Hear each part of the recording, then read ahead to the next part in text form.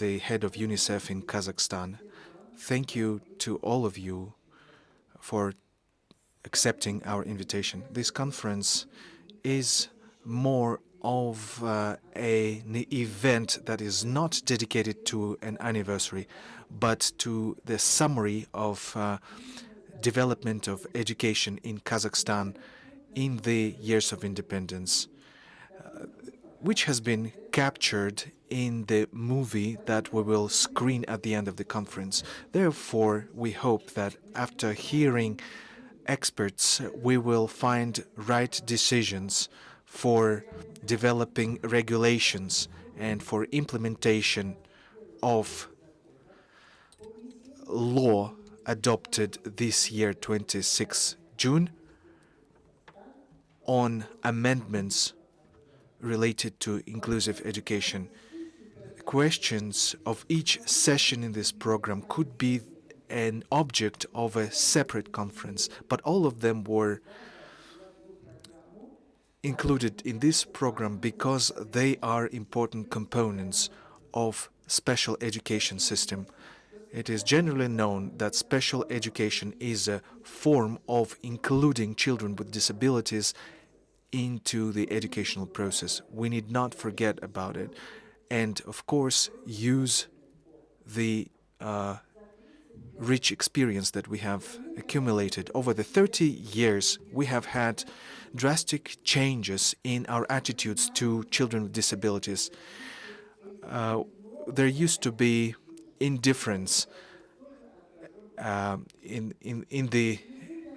the start. Now we are more understanding towards these children.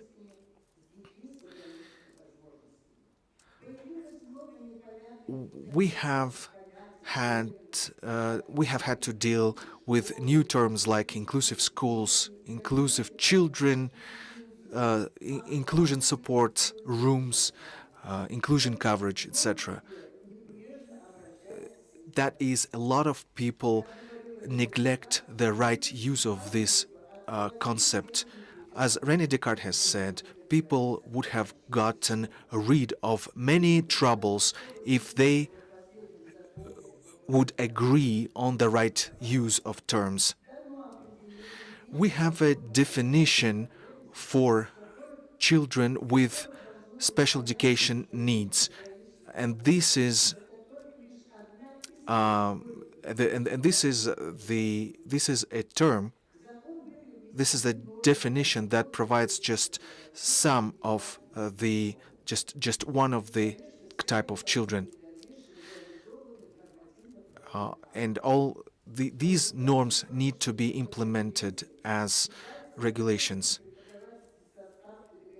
We have joining us at this conference practitioners, educators, and NGOs who will be heavily involved in developing laws and methodologies. Today, we would like everybody to understand that inclusion is the motto of the advanced humankind, the principle of general pedagogics, and it can be implemented only using various forms of integration through building and development of a state system of support with multi-sectoral cooperation, which was provided for by the law on social and medical correctional support of children as adopted in 2002. But later, this cooperation was excluded from this law. At the end of each session, there will be question and answer sessions. Please join this session. Let me declare this conference open. In the future, now I would like to give floor to the Children's Rights Commissioner of Kazakhstan, Aruzhan Sain, and she will be moderating the introductory part of our conference. Good morning, everybody. Rosa Ijanovna, big thank you for your invaluable contribution to the development of Kazakhstan's education, social protection, and health care, and for the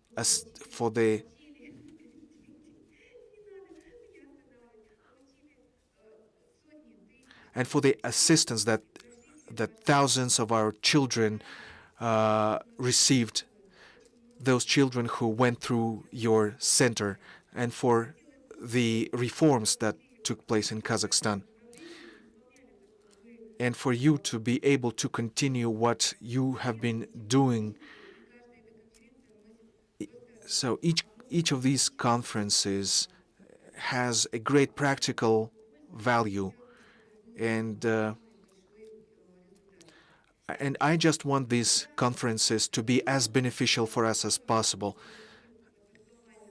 I would like to move from global things to more narrow things. Each state, each system is underpinned by very simple things which are related to the life of every person. First, it is the family, and we would like that with every generation, families should become better, supporting the state economy.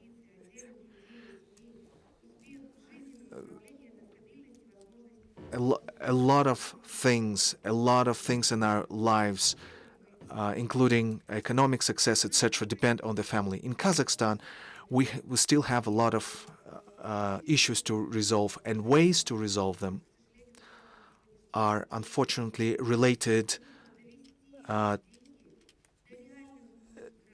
to the fact that we need to channel money to where it should be used.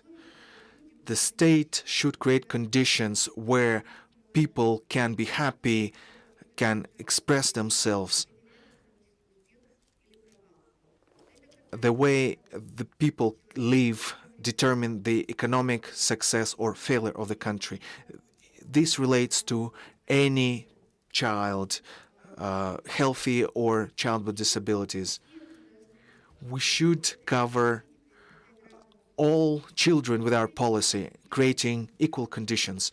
For several years now, we have been implementing several reforms. In the last couple of years, we are trying to tackle serious systemic problems, trying to resolve issues related to human rights. We now have a catastrophic growth of disabilities in children. Our experts are studying this issue deeply. Many of these experts are present and will be speaking during this session. They have identified causes and ways to resolve the problems.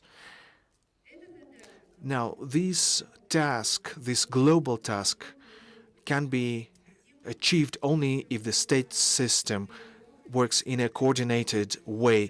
Healthcare, education, and social protection, if they work as a single mechanism. As a result of early interventions, children will keep their health, avoid disabilities, and keep their functionalities, and they will be able to receive education in our country without any special approaches.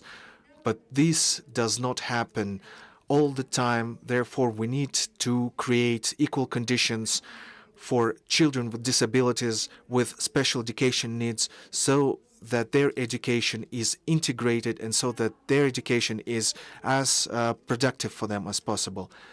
We can adopt any laws in the country, but unfortunately, the question is often about how these laws are implemented. We have a number of regulations that are not implemented regionally, that are even ignored by central authorities, and this all reflects on the lives of the children. Therefore, I would like all regulations issued by the Parliament.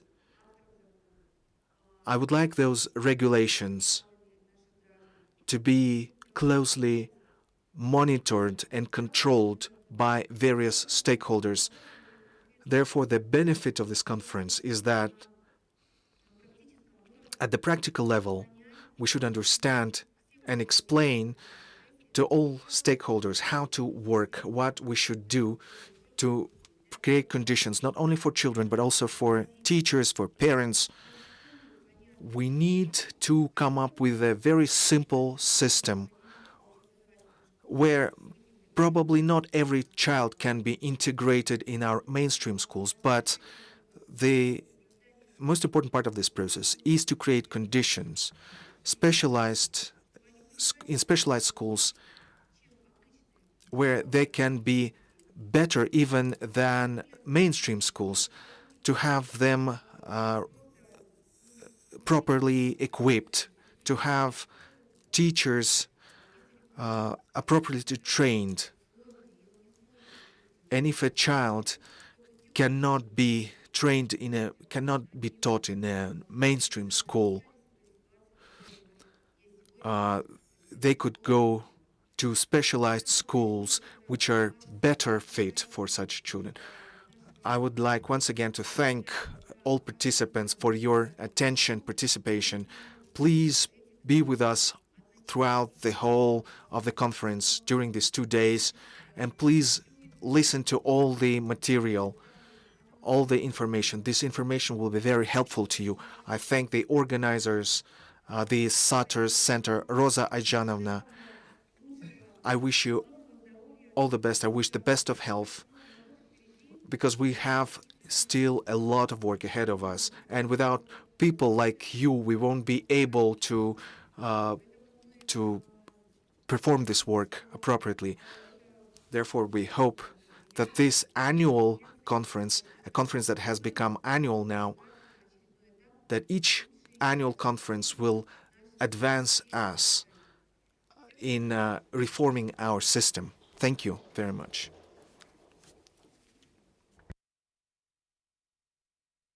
And now I would like to give floor to Shulpan Karinova, First Vice Minister for Education and Science of Kazakhstan.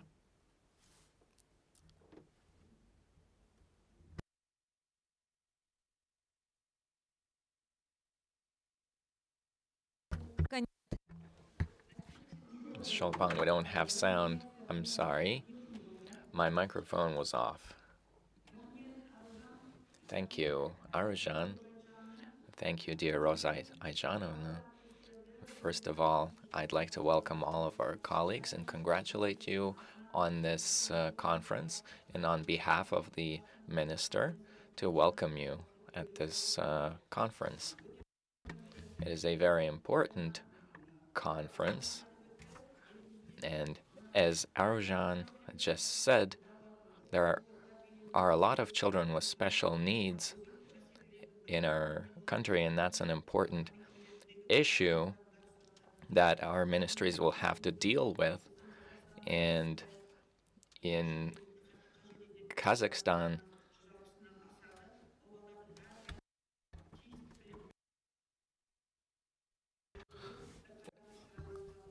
So there are lots of measures to cater to special education needs children. Dear Rosa, I would like to congratulate you on your anniversary. Rosa has also worked for the Ministry of Education. She has made some very important contribution, including contributions into inclusive education matters. She is a very profound researcher and scientist.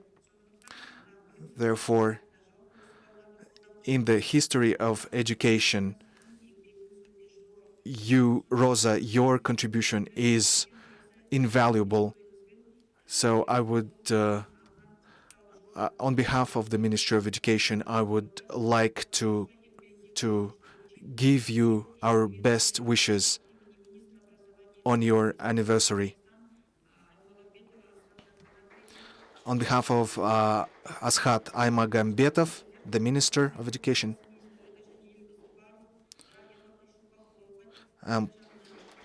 please accept our congratulations and wishes. Thank you, Aigerim. Our country is attaching great importance to children with special education needs.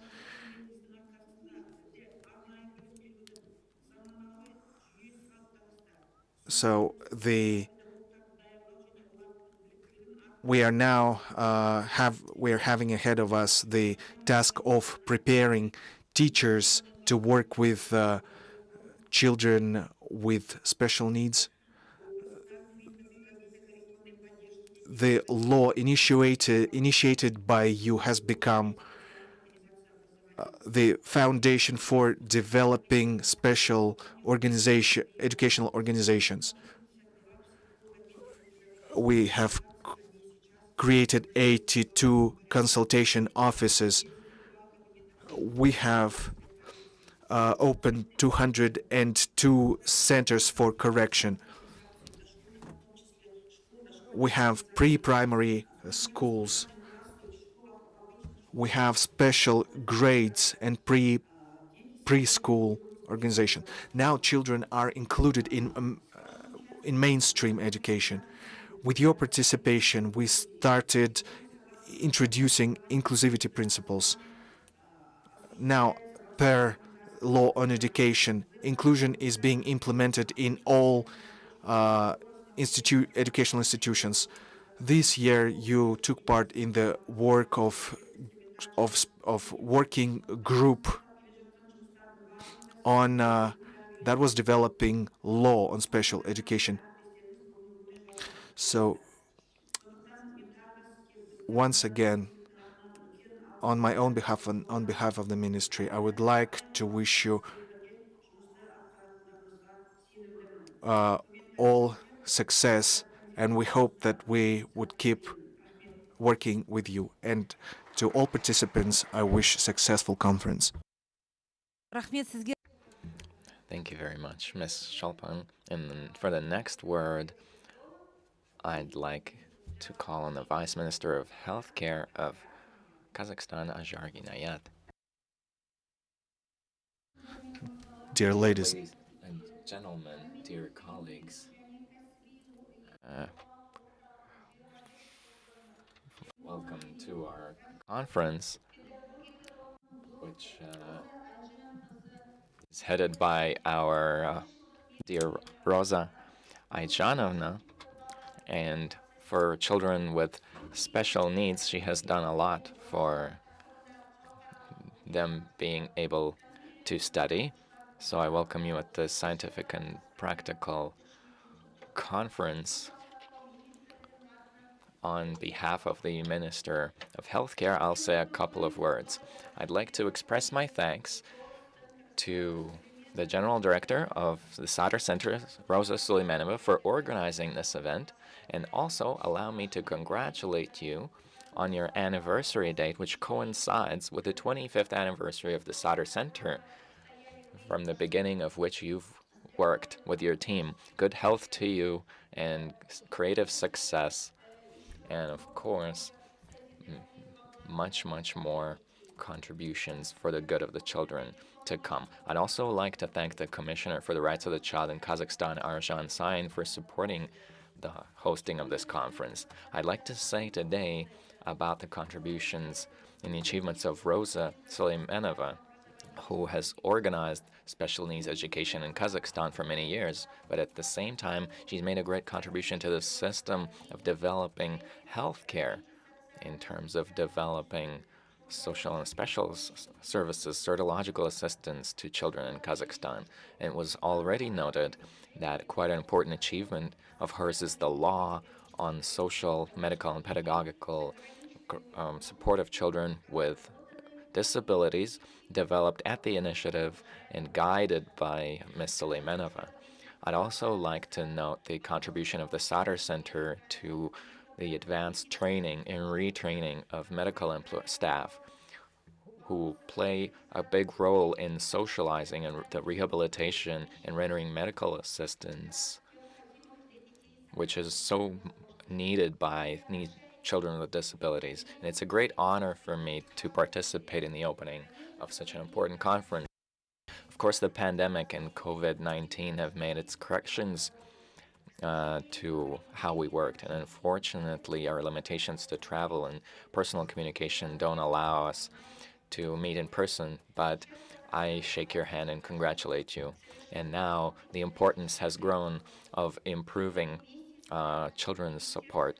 And together with you, the ministry has conducted a series of actions on helping children with disabilities. We've reviewed screening guidelines considering the recommendations from the WHO. We've improved the screening procedures and included additional methods in research as well as cooperation between medical institutions and psychologists and medical commissions to involve the teachers in timely procedures of supporting the children. And this will help us identify children at risk for further monitoring, timely treatment, and reducing disabilities among children. And we hope that today's event will become a platform for the discussion of the role of the prevention of children's disabilities, screening of children and infants, systems of early intervention, and the improvement of interagency cooperation of all stakeholders. In the conference, we have participants from Nur Sultan Shymkent Almaty ministries and also practical healthcare practitioners. And I wish great success to all the participants in the conference, and we hope for further cooperation. I thank all of you for your time, and please let me pass the floor to the moderator of the conference. Thank you very much. Thank you very much, Ms. Ajar. We have so much work ahead of us, and of course, I'd like us to, as soon as possible, make all of these ideas and objectives come true and put them into work and arrive at a tangible result. I'd now like to pass the floor to the Vice Minister for Labor and Social Protection of Kazakhstan, Mr. Yerlan Aukenov. Dear colleagues, I'd like to congratulate you on the 25th anniversary of the Sadr Center and as well on the anniversary of Ms. Rosa Suleimanova and welcome you to this scientific and practical conference. I'd like to congratulate on the 25th anniversary the Center for Social Adaptation and Vocational Rehabilitation of Children and Adolescents with Mental Disabilities and Physical Development. And on behalf of the Minister, congratulate Ms. Suleimanova on her 75th anniversary. Your great scientific contribution, wisdom, and labor have made a great contribution to the development of social protection in our country. And today's event is devoted to inclusion of children with disabilities into the education process. Inclusive education and bringing up of children is an important stage of developing the system, not only a system of education, but comprehensively every sector of every country in the world, and a process in which all countries are involved. It's consultations, and we all now know what our line for development is, what our direction for growth is, and she's a great support for the state. Ms. Suleimanova has initiated implementation of digital technologies for the education system and for children with disabilities and their families, so great thanks for the work that you've done, and we wish great success to the Sadr Center and to great success in implementing your plans for the future. Thank you very much, Mr. Yerlan. I'd also like to say that right now we're seeing that on such a high level our conference is beginning, and on behalf of the Ministry of Education and Science and Healthcare and Labor and Social Protection, Everyone has spoken at the beginning of our conference, and hopefully we can achieve that perfect interagency cooperation when we implement our roadmap. So thank you very much for your engagement and support. And now I'd like to pass the floor to the head of the UNICEF Fund in Kazakhstan, Mr. Arthur van Diezen. Dear Rosa Ayjanova, dear Aruzhan, dear Vice Ministers of Health, Education, and Labor and Social Protection, for me it's also a great pleasure to be with you during this very important conference dedicated to the theme of inclusive education, ensuring that all children can benefit from quality education. I would also like to join the previous speakers in congratulating Satr with its quarter of a century of service to the children and the people of Kazakhstan, particularly those who live with disabilities. And of course, also to congratulate Rosa Ayjanovna with her anniversary and to share with you a very interesting fact, which is that actually you, Rosa, share your anniversary with UNICEF, because UNICEF is also celebrating its 75th anniversary this year.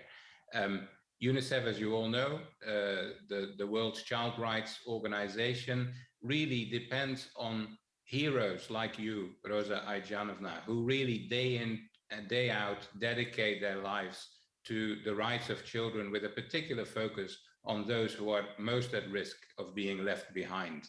You have dedicated your career and your life to the fate of children with disabilities. And I would like, on behalf of the whole organization, on behalf of all of UNICEF, to share my appreciation for the wonderful contributions that you've made to realize that dream that we all share, an inclusive society where every child, irrespective of his or her abilities, can fully participate, can fully thrive and develop themselves according to their potential. So thank you for your many years of hard work. Of course, UNICEF has enjoyed good collaboration with Satr in the past. We've been working particularly on promoting the values of early childhood development, and also this very important topic of strengthening early identification and intervention services for children who are showing developmental delays. Now, several of the speakers already highlighted COVID-19 and the challenges that COVID-19 has posed. And these challenges have been particularly stark for vulnerable groups, and particularly for children with disabilities. Of course, all students face difficulties with their learning journeys when schools were closed for face-to-face teaching. But for children with limited learning opportunities and difficulties in operating digital equipment, of course, this period was even much harder. Often children with disabilities faced lack of internet access, inappropriate equipment, or lack of assistive technologies, or in fact, lack of IT skills. And teachers also experienced challenges in delivering inclusive education remotely, online, and through other remote methods. Of course, we are all committed to the Convention on the Rights of the Child and the Convention on the Rights of People with Disabilities, that say that children have a right to education and the safety and protection that schools provide. We are so glad that the government of Kazakhstan has found it possible to again reopen the doors of schools in this country for all students to enjoy face-to-face education. That's a great achievement. And also, of course, we're particularly pleased with the new development in the legislative sphere, where the important new law on inclusive education has been adopted. As Aruzhan pointed out, adopting laws doesn't mean actual change for children, but it is that foundation that we all need in order to make progress. We all know that inclusive education is the most effective way to give all children a fair chance to go to school, to learn, to develop the skills that they need to thrive. And inclusive education for us means all children in the same schools, in the same classrooms. It means real learning opportunities for groups who have traditionally been excluded. Children with disabilities, but also children from language minorities, migrant children, and children from remote rural areas. So we take in UNICEF this concept of inclusion a little bit broader than just focusing on children with disabilities, although that, of course, is the important theme of our conference today. The world is facing a learning crisis as a result of COVID-19. Millions of children and young people are not developing the skills they need to become resilient and to break out of poverty. Now, the growth of technology and this move we're making to blended learning, where some students are learning face-to-face and some students are learning remotely, also offers new opportunities. And I would like us in this conference to really also look at how, coming out of the COVID-19 pandemic, we can reimagine education to also embrace the new technological opportunities that we have to ensure inclusive education. I would like to highlight just a few initiatives that UNICEF is working on together with the Ministries of Education, the Ministry of Health, and the Ministry of Social Protection in developing and promoting an inclusive approach in education. We have just launched, together with the International IT University and Astana Hub, a teacher training program through which we hope to cover 13,000 teachers on inclusive blended learning. So here, particularly looking at how teachers can ensure inclusivity, also using remote methods together with in-class teaching. So that is just taking off, and it's looking very promising. We're also working with the creators of learning content, the people who run learning platforms, to make sure that the existing learning platforms are much more accessible for students, particularly with vision and hearing needs. We are continuing to work with the government of Kazakhstan on developing sustainable and cost-effective models of high-speed internet connectivity. We're focusing on that in particular in the Turkestan region through our global project called the GIGA Project. We're also working closely with the NGO JAN and school internat number 1 in Almaty for visually impaired children to develop IT skills for children with vision impairments. We are working with the Medical University in Astana and with the National Rehabilitation Center for Children with Disabilities, with a group of experts to develop an action plan and training programs to prepare Kazakhstan for the introduction of ICF, the new classification of functioning, which will be the foundation of inclusivity.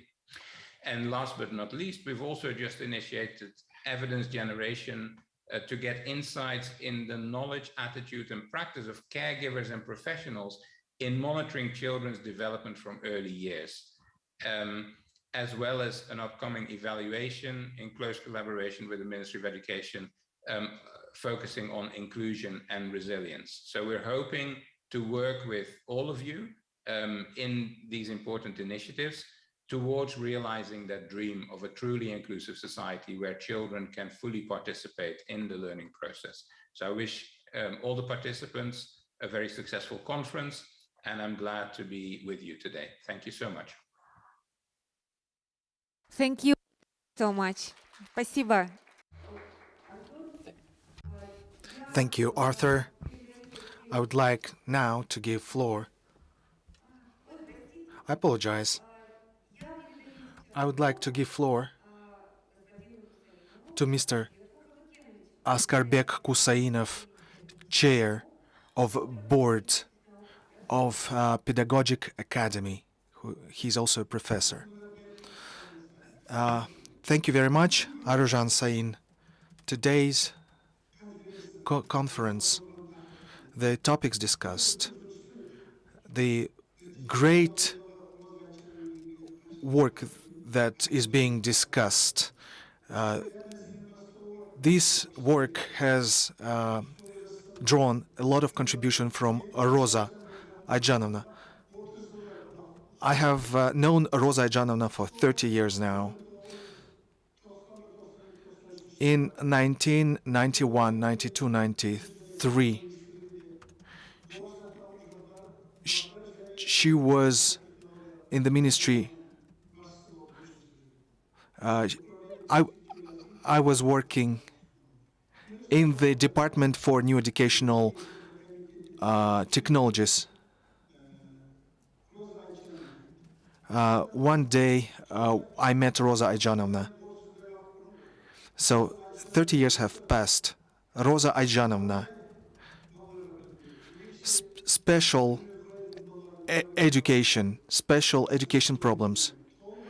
She gave me a great talk at that time on special education. Back in the day, Minister Shakhmetov was incumbent, and at that time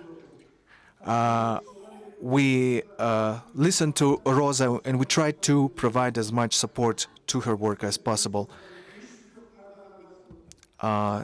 This conference is being joined by about 5,000 people from across all Kazakhstan.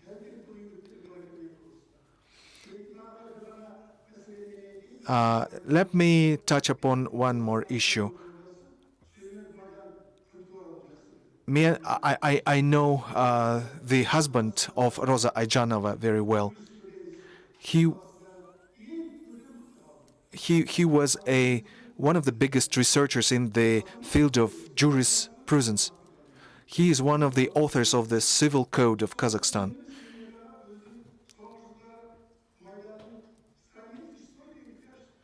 He has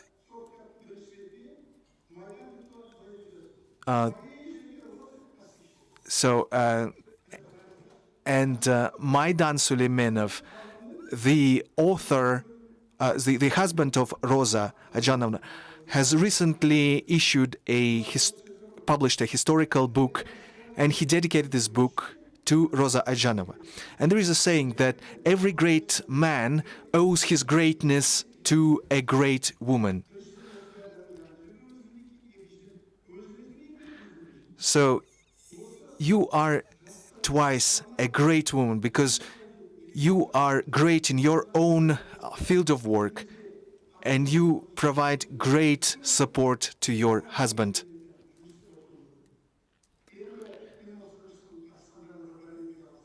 Now, I would like to thank everybody for doing this work. On behalf of Academy, we prepared a letter of appreciation. And by resolution of our Academy, Rosa Ayjanovna has been selected as honorary member of the Academy, of our Academy. She has been issued a relevant diploma and certificate. So allow me to congratulate you on this great anniversary. We await a lot of great work from you in your field. We wish you successful work. We wish you happiness. We wish you good health. And we hope that you will keep healthy and keep working for the benefit of special education. Thank you very much.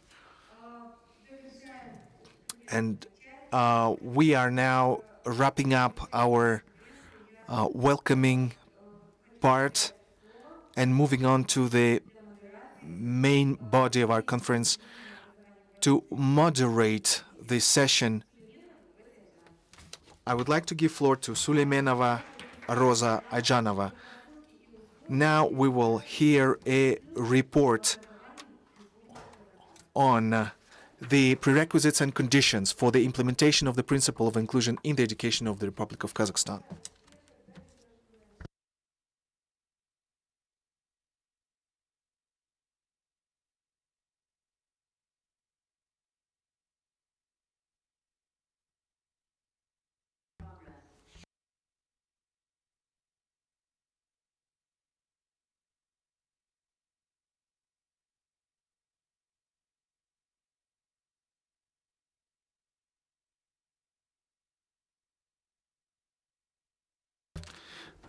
Once again, Good morning, dear participants.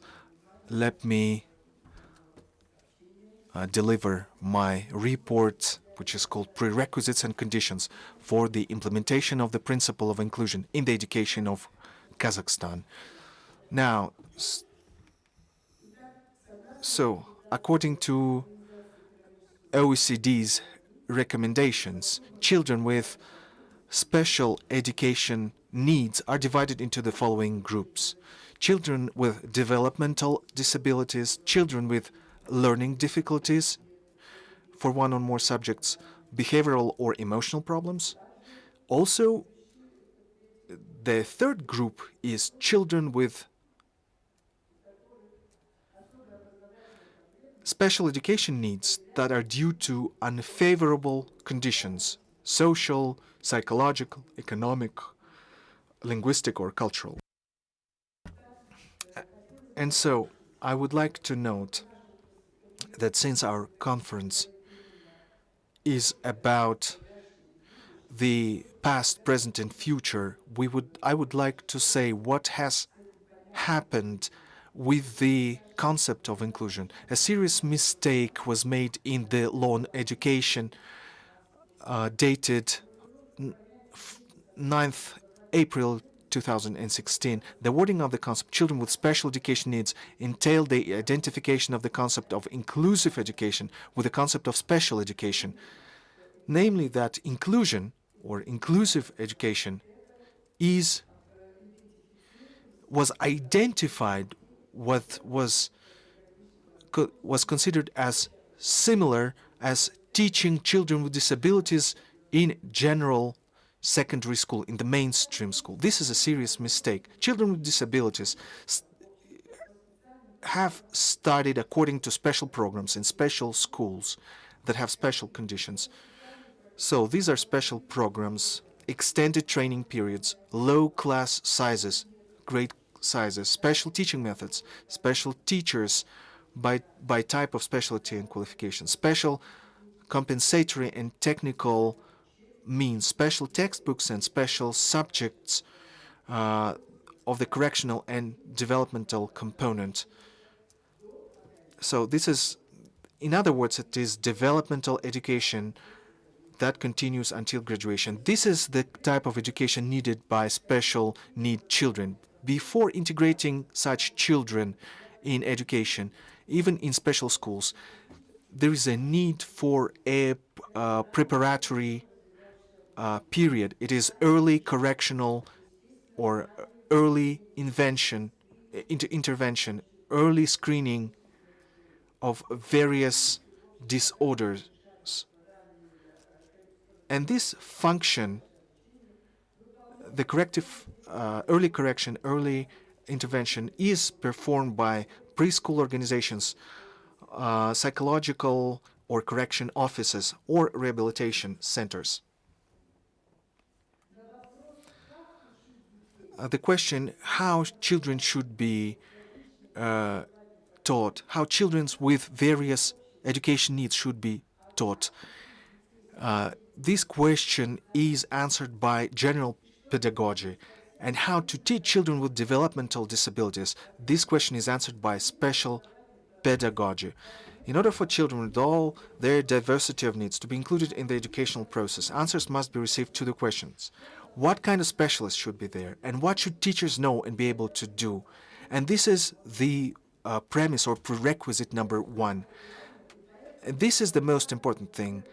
Therefore, in the first session, half of the talks will be dedicated to this problem. Are there pedagogical textbooks that reveal the above competencies? Do teachers know this, and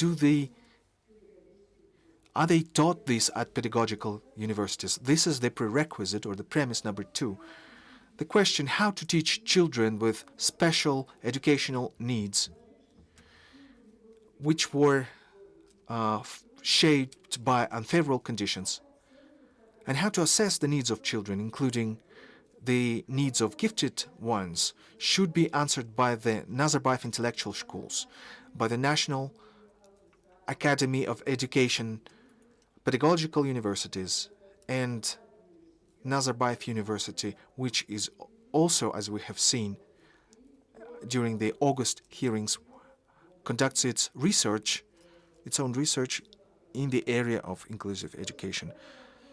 So these are questions of general pedagogics, and they're related to implementing inclusion principles. And this is the prerequisite number 3.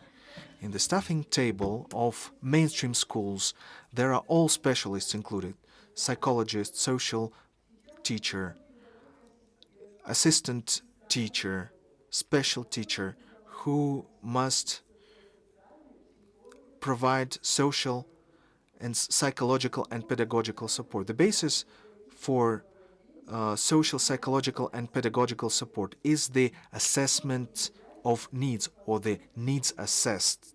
And this is the prerequisite number 4. Do they teach this at pedagogical universities? No. This is not taught at pedagogical universities. The problem of there are lots of problems with training teaching staff, including educational psychologists, social workers, etc. The question is not about the curricula, but it's about the organization of the educational process. Now we have a lot of different various specialties concentrated in one department. Back in the day, each specialty was a separate department, and now there is one chair that trains these many specialists. Special pedagogy has various areas, various fields. Back in the day when I was the head of a chair, we had another chair opened within 1 year. So people understood that these are totally new specialties and totally different qualifications. Therefore, there is a practical problem: how to assess educational needs, who can formulate these needs. And it is evident that the whole concept of special education needs requires a scientific, pedagogical, and psychological analysis.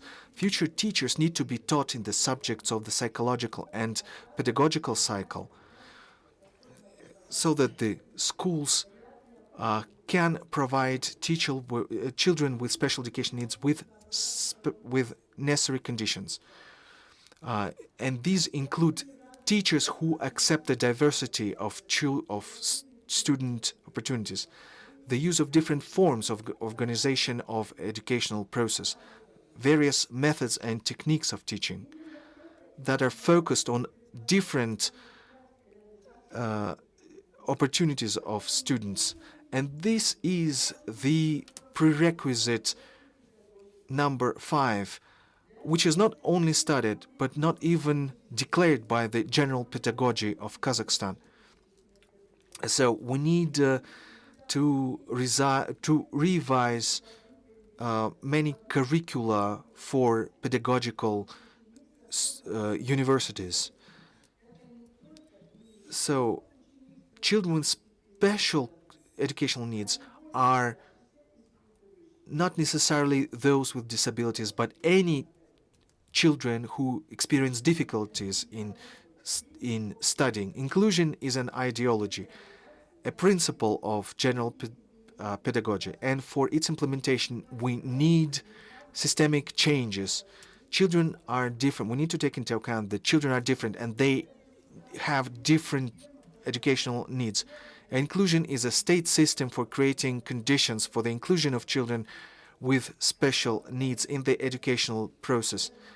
And in this process, various social services need to be involved, and the pedagogy itself need to be reformed. And all of it testifies to the need for systemic reforms.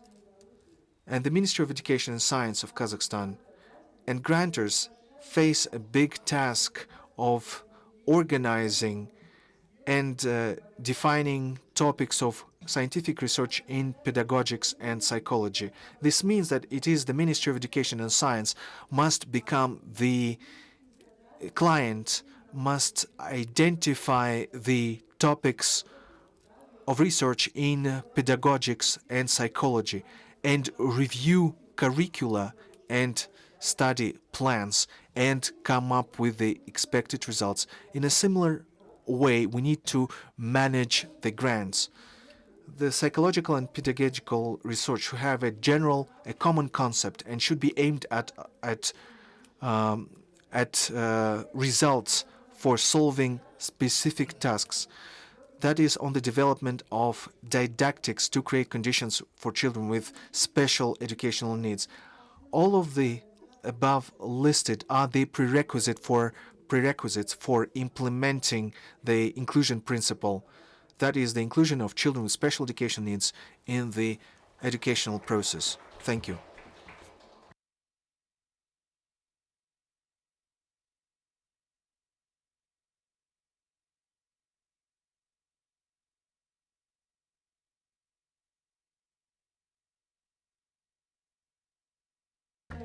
Now let us continue with our session number 1. And now I would like to give floor to Tony Brandenburg. He is an international consultant on education. He is an education expert. He is an expert on education technologies and education reforms and policies. He is from Australia. Please.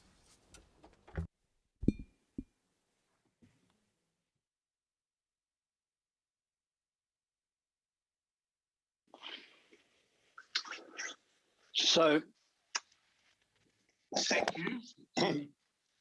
I wish you good health, good luck and prosperity. I am honoured to be with you this morning, and I thank Rosa for the invitation to speak with you. And I also congratulate her, not only on what she is doing now, but her career. My name is Tony, and I'm a very fortunate man. I've spent the last 8 years of my life working with governments and organisations around the world. And let me say, as my cartoon suggests, we are all in this together, no matter where we are. I'm not fortunate because I have travelled and spent so much time in airports and hotels.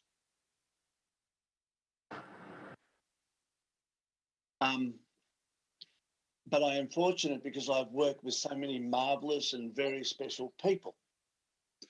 I've heard theorists and practitioners and bureaucrats, leaders of countries and ministers of education talk about education. And every day I've learned. I'm also fortunate that I have worked with these people during one of the most disruptive times for global education within the history of our planet. Not only are we now dealing with school systems that have 2 million students in one city, not only are we dealing with climate change, and not only are we dealing with social media, and not only are we dealing with millions of children who don't have the opportunity of any schooling, we are also in the midst of a country and global changing pandemic. Rosa has asked me to speak on the topic of inclusion. She knows I want to challenge your thinking, as this is part of the conversation that raises my passion. As my slide says, I'm here to encourage thinking. I'm not the stage on the stage type person. I'm not an expert. I'm more of an educational agitator type person. Let's be clear. From a global perspective, education is the new, inclusion is the new normal in education speak.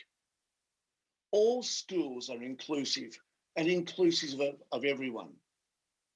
The issue is that schools and education authorities have exclusion, segregation, integration policies that make education of every student more difficult than what it really should be. What I would like to do with you today is to explore why this is becoming the case. I know that there is not one best education system in the world. Trust me on this. Yes, there are many countries that do well, but there is no global education panacea for how education should happen. Global testing, different countries' education marketing, education tours, education manufacturers, education associations all claim to know what is best for their country. I know that education systems are a mirror of the culture and the society of their country. So there is no best system, not even in a global community, as the role of education in a country context is about the country, not comparisons to one another. Yes, there are countries we can learn from, and I'll mention these later.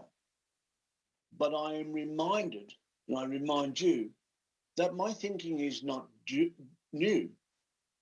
John Dewey in 1934 wrote, and you can read it there on my slide.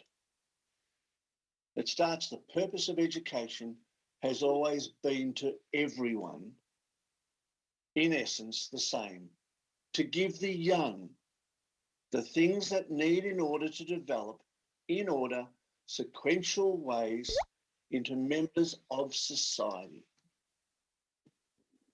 By their nature, education systems and their schools develop and grow our country. They are the foundation of societal growth. They are the background of a country's success or failure. Don't be mistaken, I have met many important people who think their country is the best and who have thought that their job is crucial to their country. I smile. I smile at them as I know it is the teacher in the classroom working with and inspiring their students, no matter who they are, that they really are the important person. So,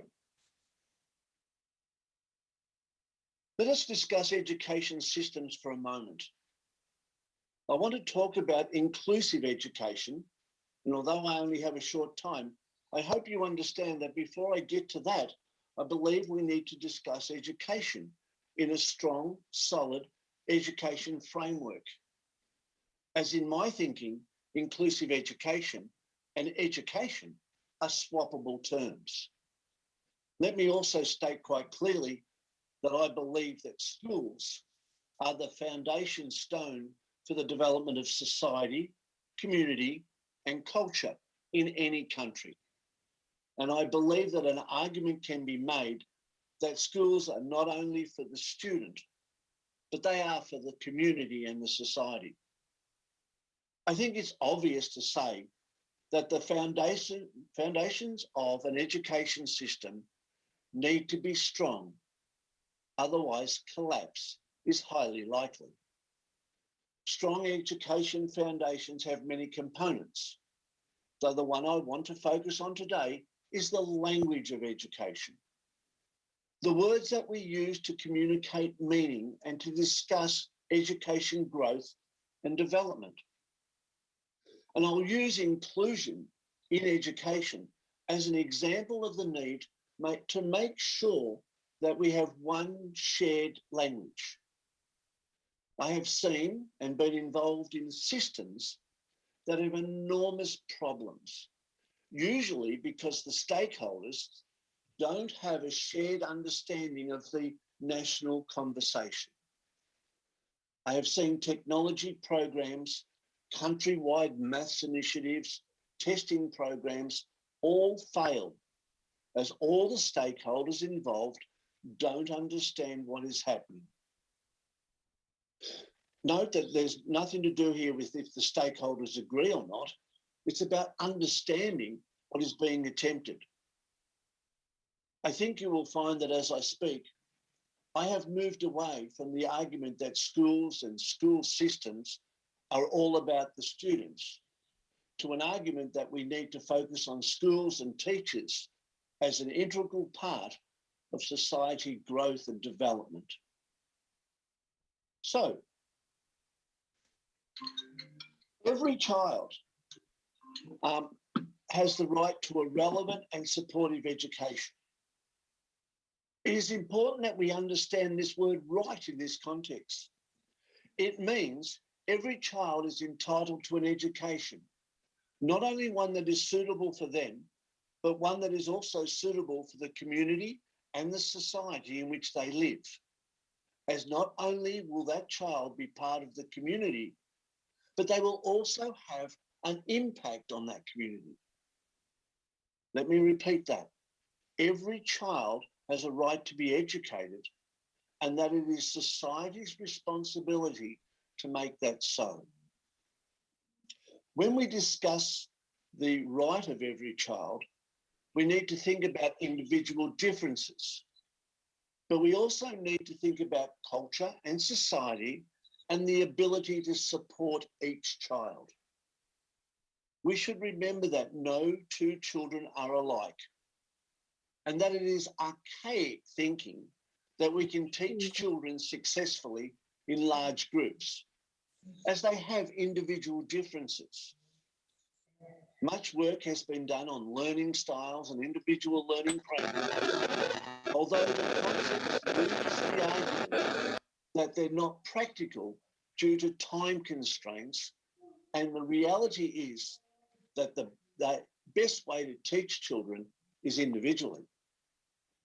Our schools should include gifted and talented children, children from different ethnic and religious backgrounds, children whose native language is not the language of the country, children who are gifted in music or sport or art.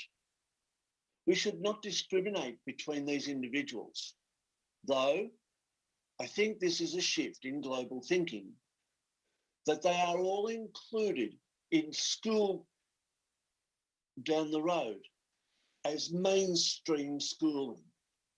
Inclusion is mainstream schooling. It's the norm, not the difference. And just before we move away from schooling, I'd like to leave this picture with you. A college dropout, fired technical executive, an unsuccessful businessman, a severely depressed divorced woman trying to raise a child of her own while attending a school and writing a novel, a child that had some difficulty communicating and learning in a traditional manner, a person who was fired from the Kansas City Star because the editor felt that he lacked imagination and had no good ideas, and a person who was rejected by the University of Southern California multiple times, again, for lack of creativity. Why I mention these and show you these pictures, and I'm sure you recognize them, I think it is important to state that schools are only as good as their last failure. Though we have the freedom to make failures lead to success. And inclusion is part of how we will develop this success. So let's talk very quickly about the power of words. I've used terms like mainstream schooling, and previously I've used terms like gifted and talented schooling, education, inclusion, and many more. And I know from my experience that what I mean by them and what my audience may understand by them is very different. Let me say, words not used well with a shared meaning will confuse. So let's dig a bit deeper. The term inclusion is a word that is often misunderstood globally. It's similar to a word that I've disliked all my life, the word special. For me, the word carries more historical baggage than any other word in the education vocabulary. So for the purpose of this conference, let's unpack the word inclusion, not so that we agree, but so that we all know that there is a high likelihood that as you listen to speakers and embark on conversations, you need to be careful you are talking about the same thing. And as I get close to making my point about inclusion, let me make one political comment that is valid in this conversation. Like those that train for Olympic medals and have success in many endeavours, time and priority are factors. I have seen, in fact, I have been involved in many cases throughout the world where a political imperative has forced education systems to act before they are ready. Being slow to implement is not a bad thing if it leads to better outcomes. Also to note, many countries forget to save what they have in the rush to change. I know you understand the term throwing out the baby with the bathwater. It's such a shame, and it often happens. It is easier for the Minister of Education to stand on the steps of Parliament and announce millions of dollars for technology and laptops, as they can be delivered quickly. It is much harder for that same minister to announce millions of dollars for further teacher training and teacher support that will be implemented over a decade or more.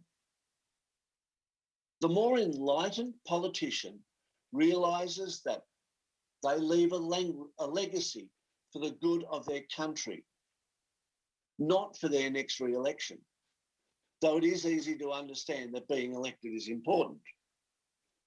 So now, finally, let's take the word inclusion and provide a definition from my home state in Australia to pull my comments together, and hopefully so you can see where I have been going with this conversation. Inclusive education means that all students are welcomed by their school in age-appropriate settings, are supported to learn, contribute, and participate in all aspects of school. Inclusive education is about how schools are developed and designed, including classrooms, programs, and activities, so that all students learn and participate together. I'm not saying no special needs teachers. I'm not saying no special needs schools. But what I am saying is that this rich jigsaw, this rich tapestry of education needs to blend and mold together. As you can see, I'm suggesting community and society attitude is the component that brings this all together. So, of course, all students have specific needs, no matter who they are or where they are. As you would understand from what I have said, I believe we should treat children as individuals in an education context. I'm not an expert at all. Equipment, learning strategies, or learning diagnosis. But what I have seen in schools that teach to the middle, the medium, the average, really don't achieve good results. The schools that teach for the individual achieve good results, no matter their needs. So let's pick this on further. For not 1 minute would I say that children with disabilities are easy work, nor is it easy to include them in school education. Not only do they need extra support, their school, their teachers, and other students need extra support as well. It's an expensive and a logistically difficult assignment, but it's one worth doing. Systems that spend money, significant money, on their teachers and their they achieve success. But more importantly, they achieve success moving into the future. And although I don't like mentioning one country above another, I do like the teachers in Finland who seem to go to all lengths to develop their own knowledge and skills. I know that many continue to study and learn at their own cost. And I do believe that as a culture, their teachers are held in high esteem. And this is a culture I encourage you to develop. So, my father would say to me, why don't you teach the way I was taught? I turned out all right. And in truth, he did. He turned out well for the world in which he grew up. Though the same methods and models of teaching don't hold present for society today. And inclusion is one of the best examples of this. Our world has changed, and education systems need to change with it. Our community, our society has changed, and education systems need to change with it. The changes are not about changes in history or geography, but more about change in society and the need to generate and the new needs generated by this change. To include all children in an education system allows them the chance to be part of their community and in turn to be a productive and important member of society. So, nearly finished. As we think about being productive citizens and how schools can be the focus of the community, we should rely on the research and thinking not only of now, but of the past. There are many theorists who we can call upon for guidance and help. And in the context of this conversation, as we build an understanding of inclusion over the next 2 days, we can call on many who have guided us in the past. Piaget's theory of cognitive development and epistemological views are together called genetic epistemology. Piaget placed great importance on the education of children. His work distinguished between children and how they uniquely develop, remembering he did believe all children could learn.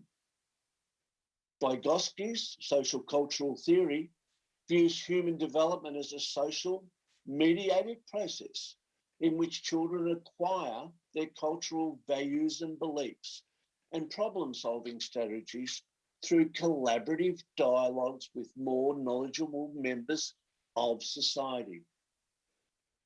Where would it be better than the culture of the school to experience this thinking? Both understanding that all people learn different, at a different pace, and through different mediums. Anyone who has been in a school knows that children learn at different rates and through different mechanisms. I leave you with a throwaway line to help your thinking. Many countries around the world have moved or are moving in the ways that I'm suggesting.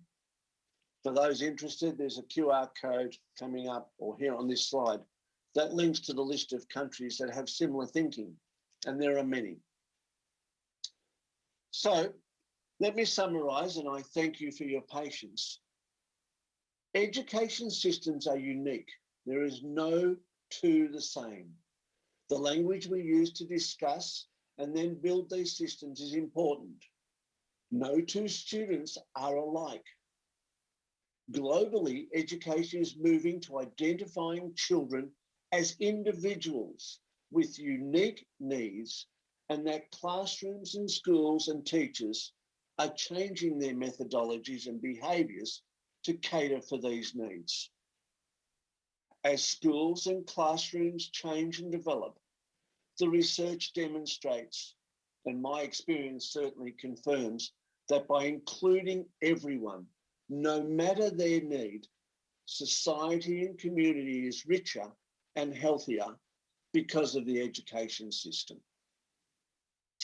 Thank you very much.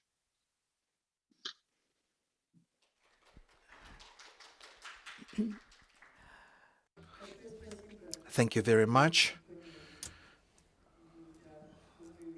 And I think that your talk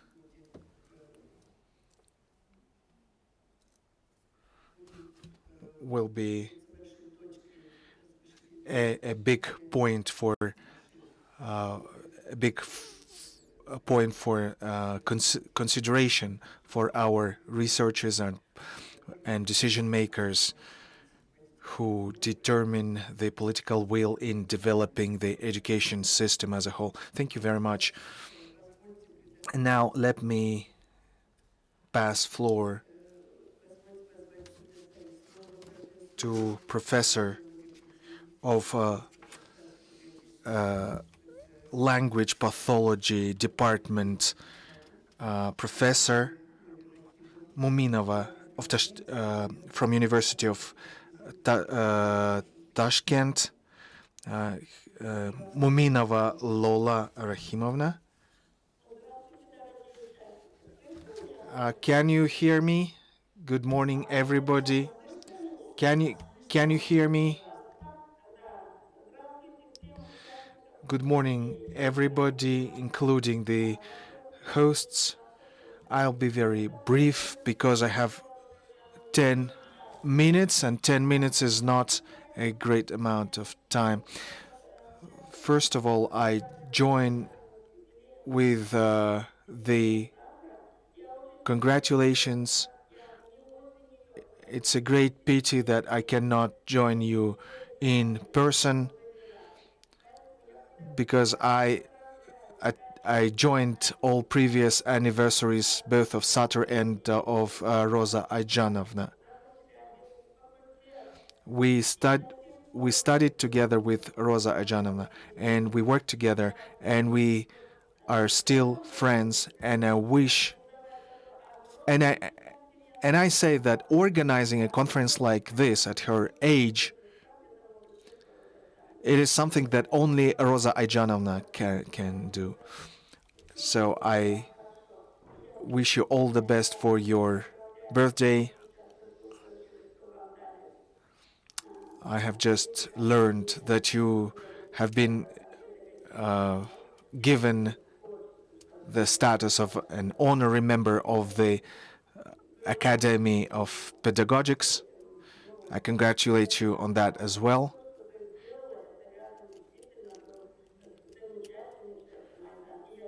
And I know that in your work you draw a lot of support from Maidan, your husband, and together with your husband you have made great contribution, an invaluable contribution to the special education system of Kazakhstan. So can you see my slides now? Can you see my slides on the screen now? No, we cannot see it. I have it on. I pressed share screen, but for some reason it is not on. Anara, now we can see it. We can see it. Dear participants, out of what I wanted to say, a lot has been said by Rosa Ayjanova. I will try to focus, even though the agenda has a different name for my report, but I would like to specifically focus on the lack of understanding of inclusion as problem in the system of education. We now have a legal basis for implementing inclusive education.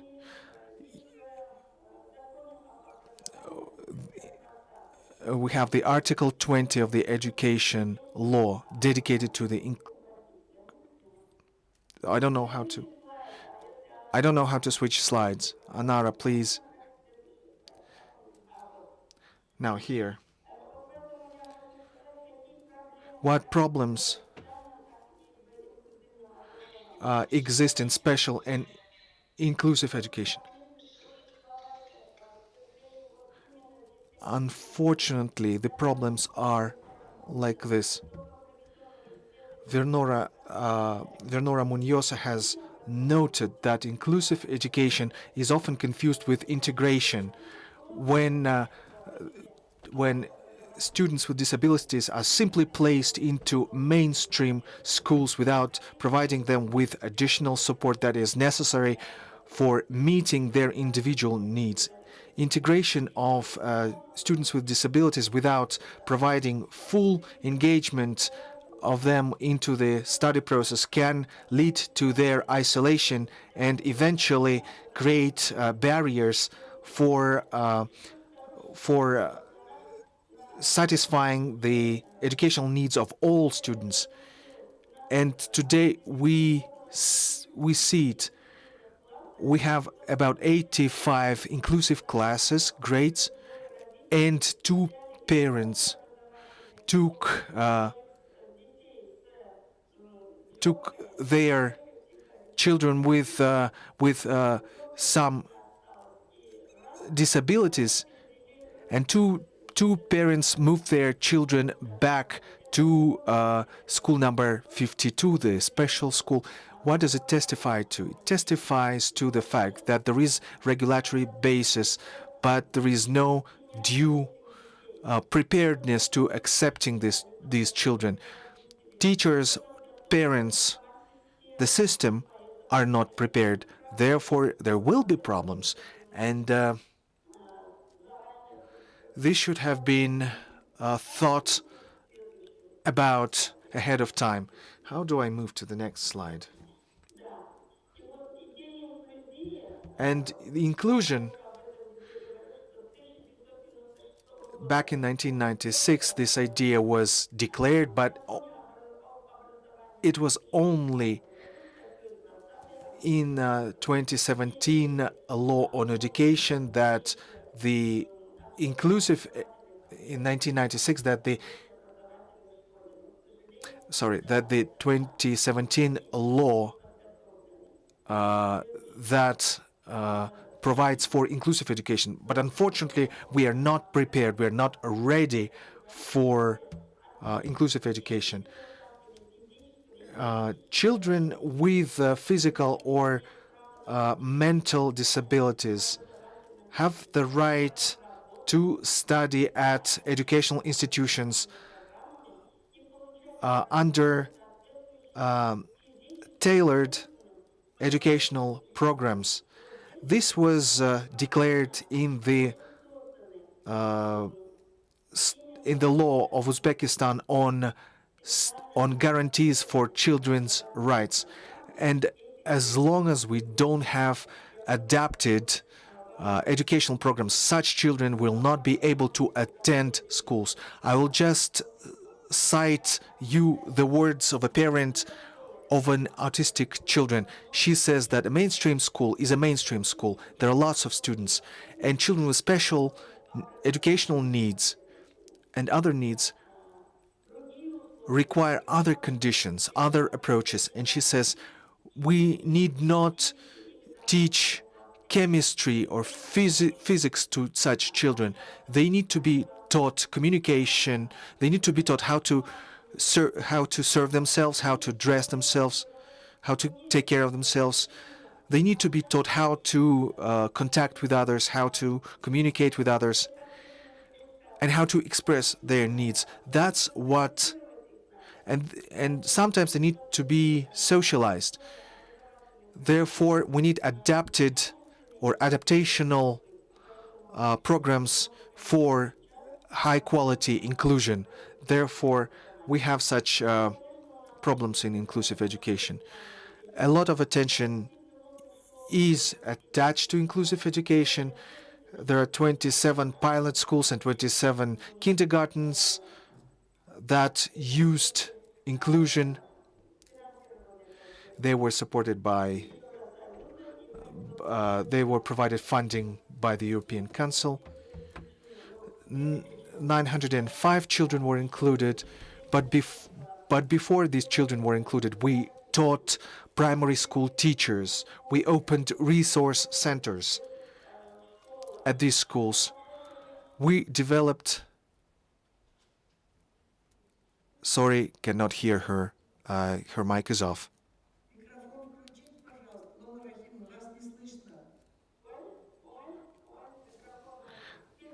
Now, can you hear me now?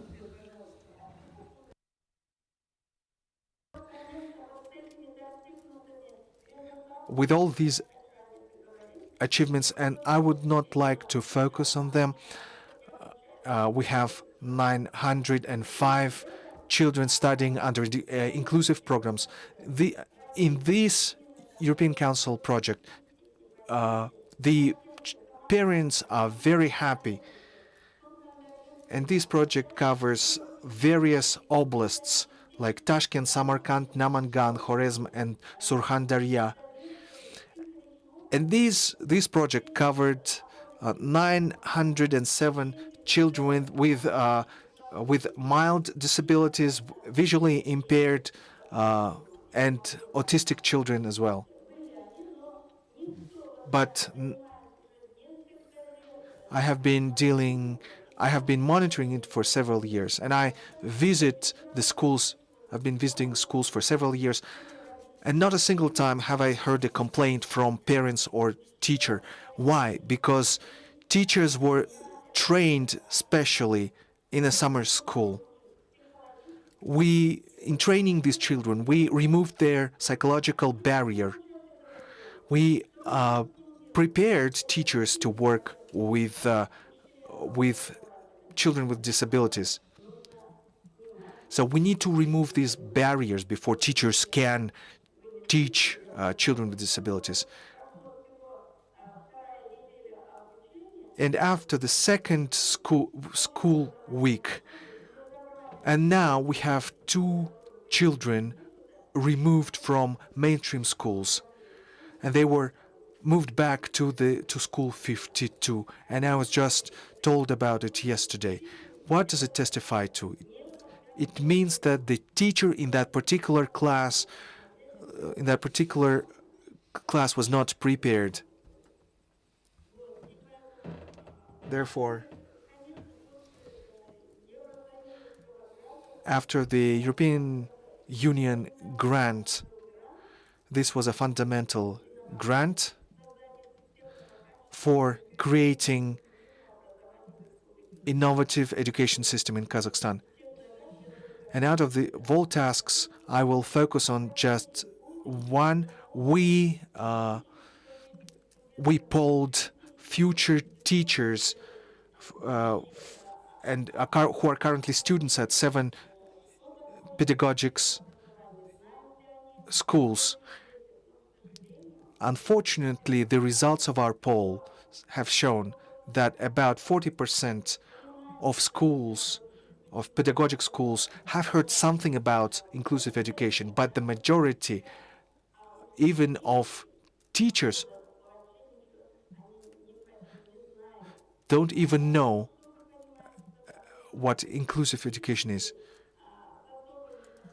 So the question, how do you understand inclusive education of children with special needs, was answered by 55% of respondents who said that this requires specialized institutions.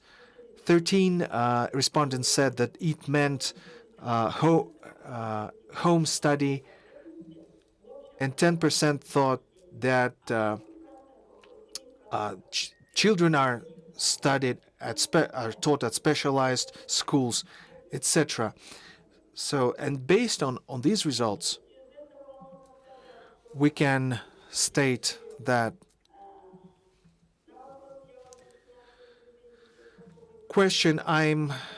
I believe that inclusion of children with special needs is mostly needed by 60% said that inclusion is needed by children with special needs, and 90% think that it is needed only for developing children, and only 30% think that we need to help such children. 1.7% said that inclusive education is needed by children, and 4% of Navoi students are not sure that inclusive education is needed at all. So respondents say that inclusion is needed for all children, which testifies to their realization of the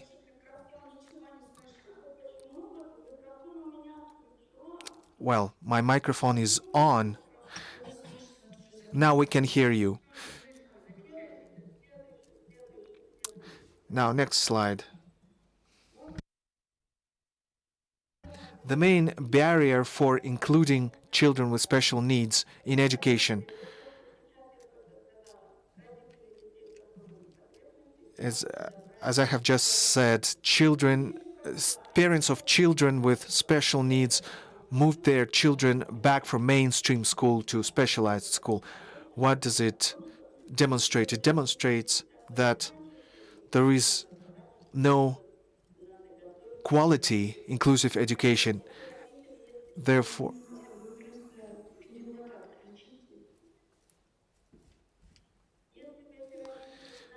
if these parents had known that they need to be patient, that we would be working with the teachers, with parents, they would probably have not taken their children back to specialized schools.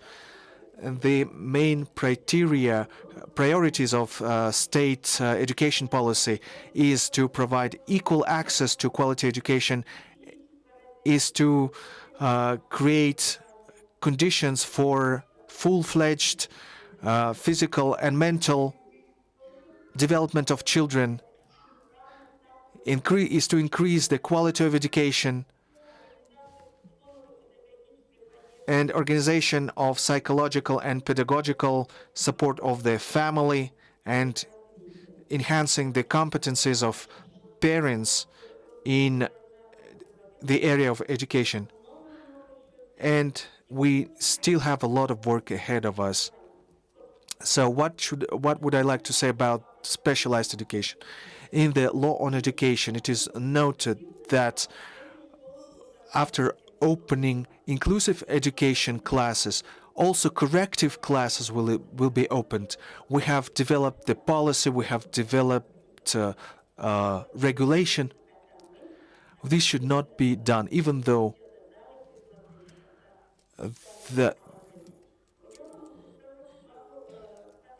I can share with you the experience of Lithuania. They opened correctional classes in their mainstream schools, and I personally saw afterwards the correctional classes were separated physically from the school, from the rest of the school. But this is not sufficient to achieve inclusive education and to achieve equal conditions. So it remains the same as with specialized schools. I agree that specialized schools provide a higher quality conditions. They have smaller class sizes, but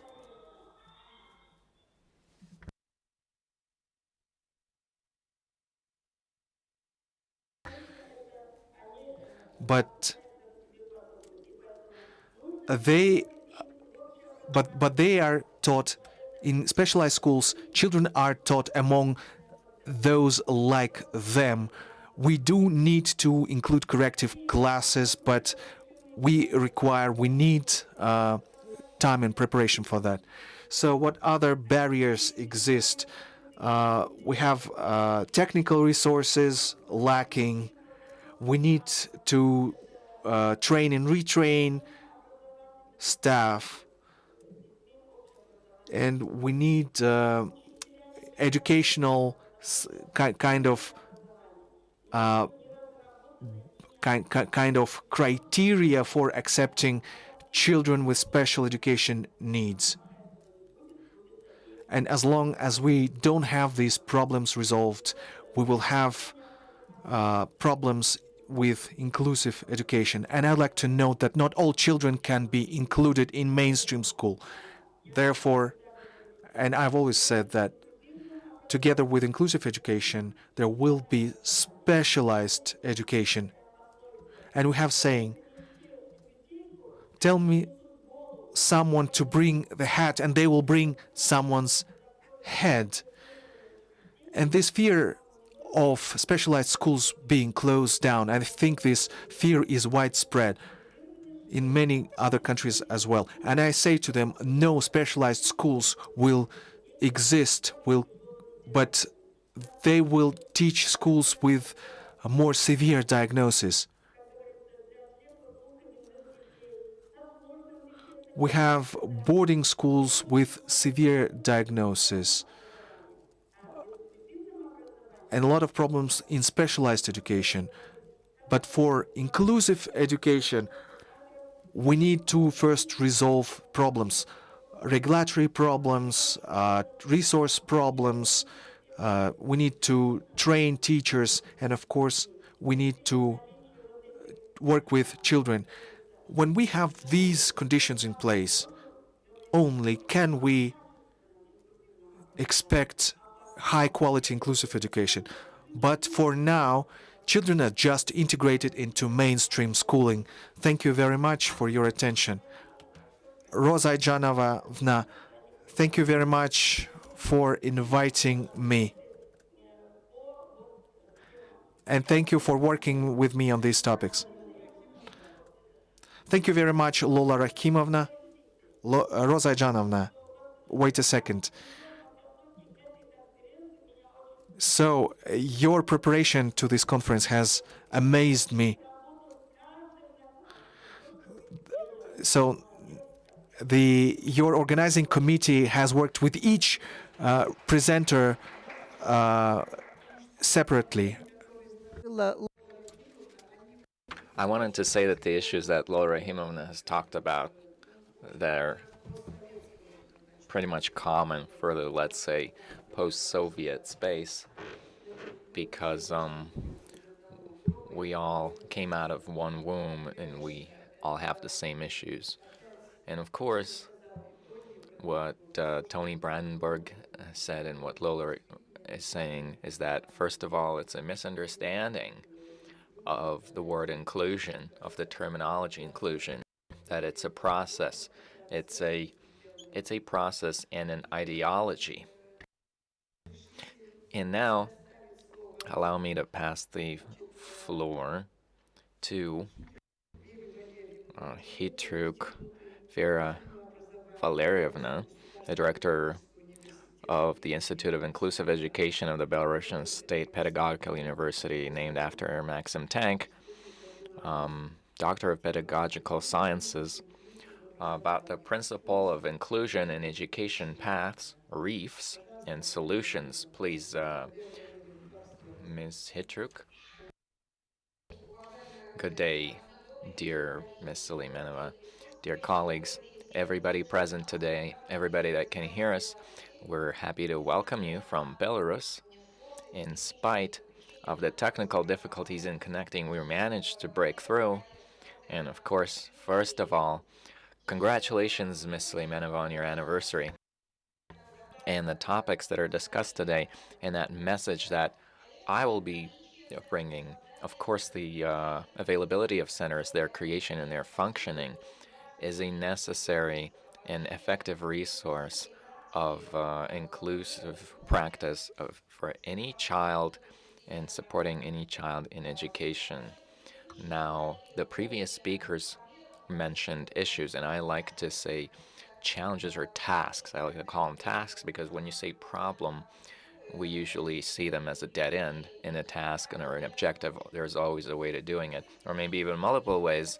And in that regard, I'd like to introduce you to the experience of Belarus solving the same task, the task of searching for optimal, effective routes of education of children with special needs, of children with special education requirements, and what are the issues we run into on this path. And it becomes clear that we've changed the social paradigm. The economic paradigm has changed, and that has brought about the change of an educational paradigm as well. And we're saying today that on the scene we have a humanitarian paradigm which changes the traditional understanding of modern education.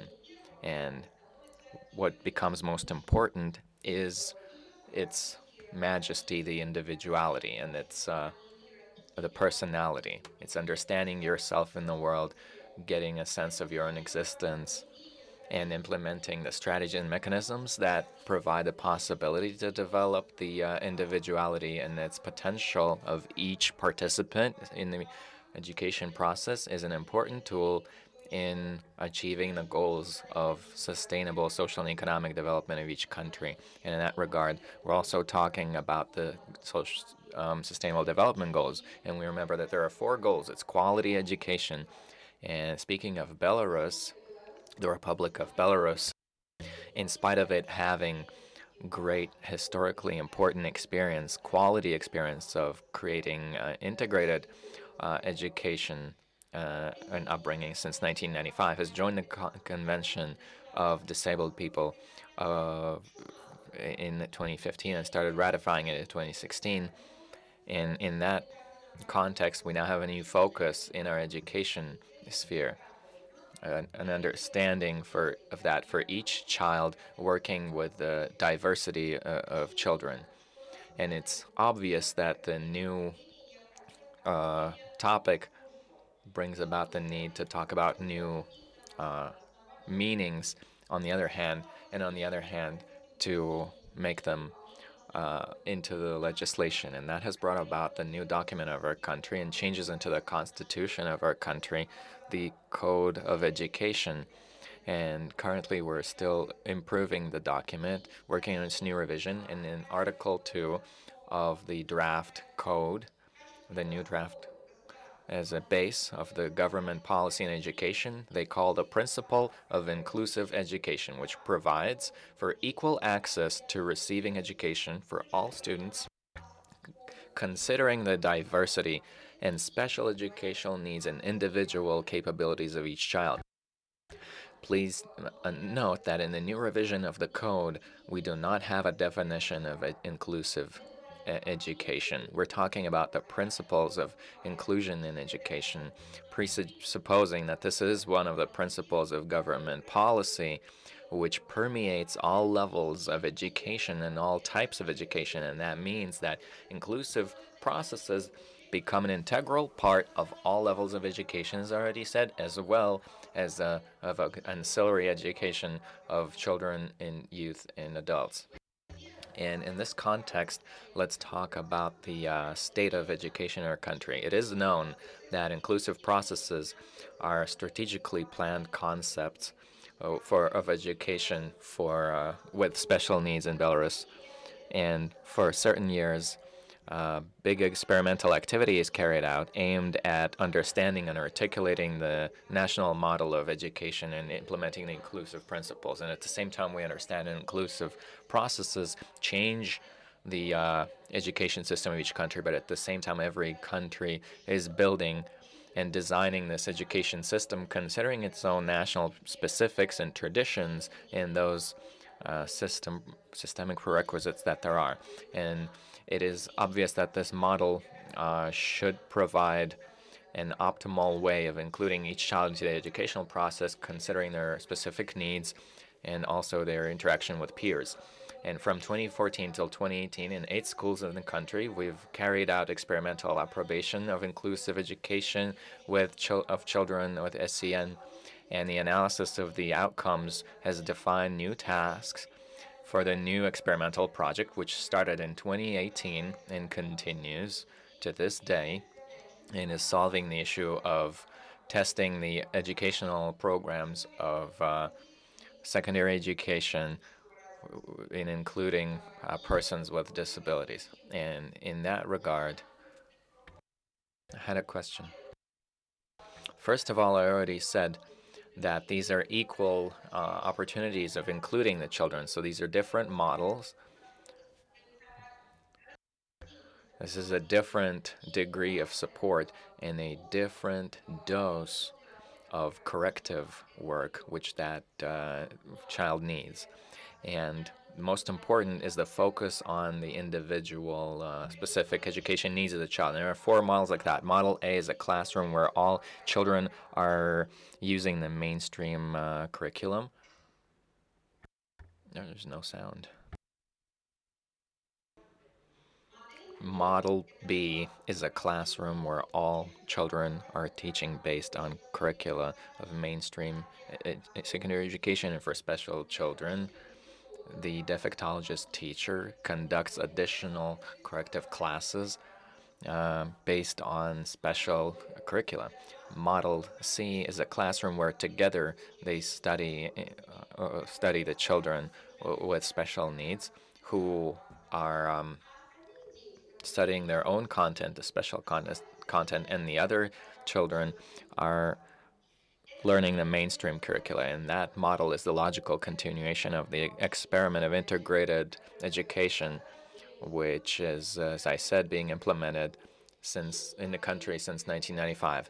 And Model D is a special classroom, a classroom in which students with special needs get education. And that's also one of the options of integrated education.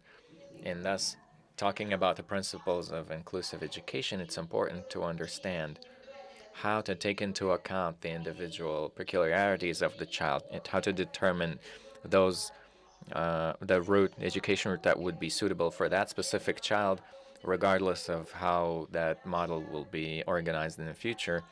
Because as we believe, the desire to here and now, today, very quickly organize inclusive education, which is depicted in the whole world as a sort of a unique and exclusive model, I would say, that reminds us of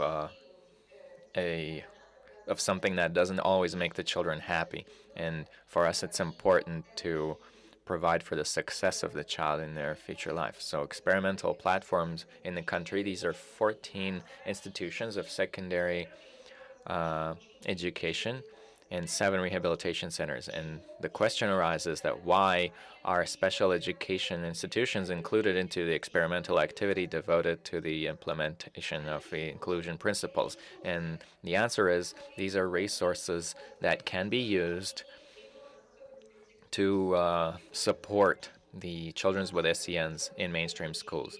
We have 141 centers for rehabilitation and special education. In each district of each big city, we have such a center, and that's a unique methodological and practical resource which can make the practice of inclusive education effective. And the options of the suggested models are meant to diversify education routes, and the suggested routes take into account the depth of the education needs of the child, the optimal comprehensiveness of including the child into the education process, providing quality education for each child, the necessary degree of adaptation or modifying the education methodology and support on different levels, and also ways of providing pedagogical assistance in terms of placing children with special needs into different forms of ancillary education. Now, the process in our country can be characterized as situational, and so far has not been in detail studied and analyzed. And we remember that the principles of inclusive education apply to all levels and all types of education. At the same time, we should note the successful practices that we've had of including our children into studios and different types of classes for dancing, vocals, and drawing, such as teaching children at the theater and dance studios of Super Duper Children and the theatrical community of this theater where our students are participating. That work is mostly built on professional enthusiasm and the motivation of the parents, getting volunteers involved when we're talking about big cities. And in this context, we can single out a series of tasks of including children with special needs into various programs of ancillary education. Firstly, we should develop a strategic document that would reflect the mechanisms and the tools providing the effectiveness of this process. Secondly, the inclusion of a child like that into ancillary education should be viewed as an instrument of developing their compensatory abilities, which provide for the development of their life competencies and the quality of life of the child in general. Thirdly, the process of additional education or ancillary education of children when implementing the inclusion principles should mandatorily be based on the educational needs of each child and creating the conditions for their implementation, and not use terms like disability, impairment, and others. Fourth, we should make sense organizationally of the role of special education institutions as a very important resource.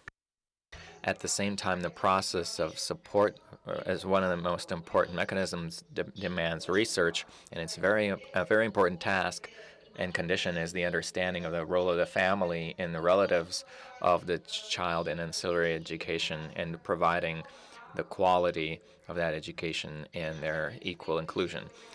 The principle of inclusion in education also makes us determine the resources of its implementation. So it's those ways and solutions that are used or our country is trying to use. One of the most important resources is the legislative provision of that. And the process of verification of education of children with special needs should take into account the new paradigm. By our opinion, we should make a shift from being defect-centric to understanding the challenges that the child faces, and the traditional views on these disabilities are now changed to new ways of looking at special education needs. And in this context, special education needs create new opportunities for self-knowledge, self-realization of students, their personal and professional development, and are a valuable resource that not only launched the modernization of education, but also the training of staff. And in this context, it's important, as I already said, that one of the resources we don't use enough is involving the family of each child, including children with special specifics of physical development. And it's important, it's clear that the contribution of each family in the development of the children are determined by a series of economic, social, and religious factors. But a 21st century family will be completely different from a family of the 20th century, and we should identify these differences and understand which special education needs are formed in the family when they have a special child in that family, and understand the special character of these needs and create the conditions under which these needs can be satisfied.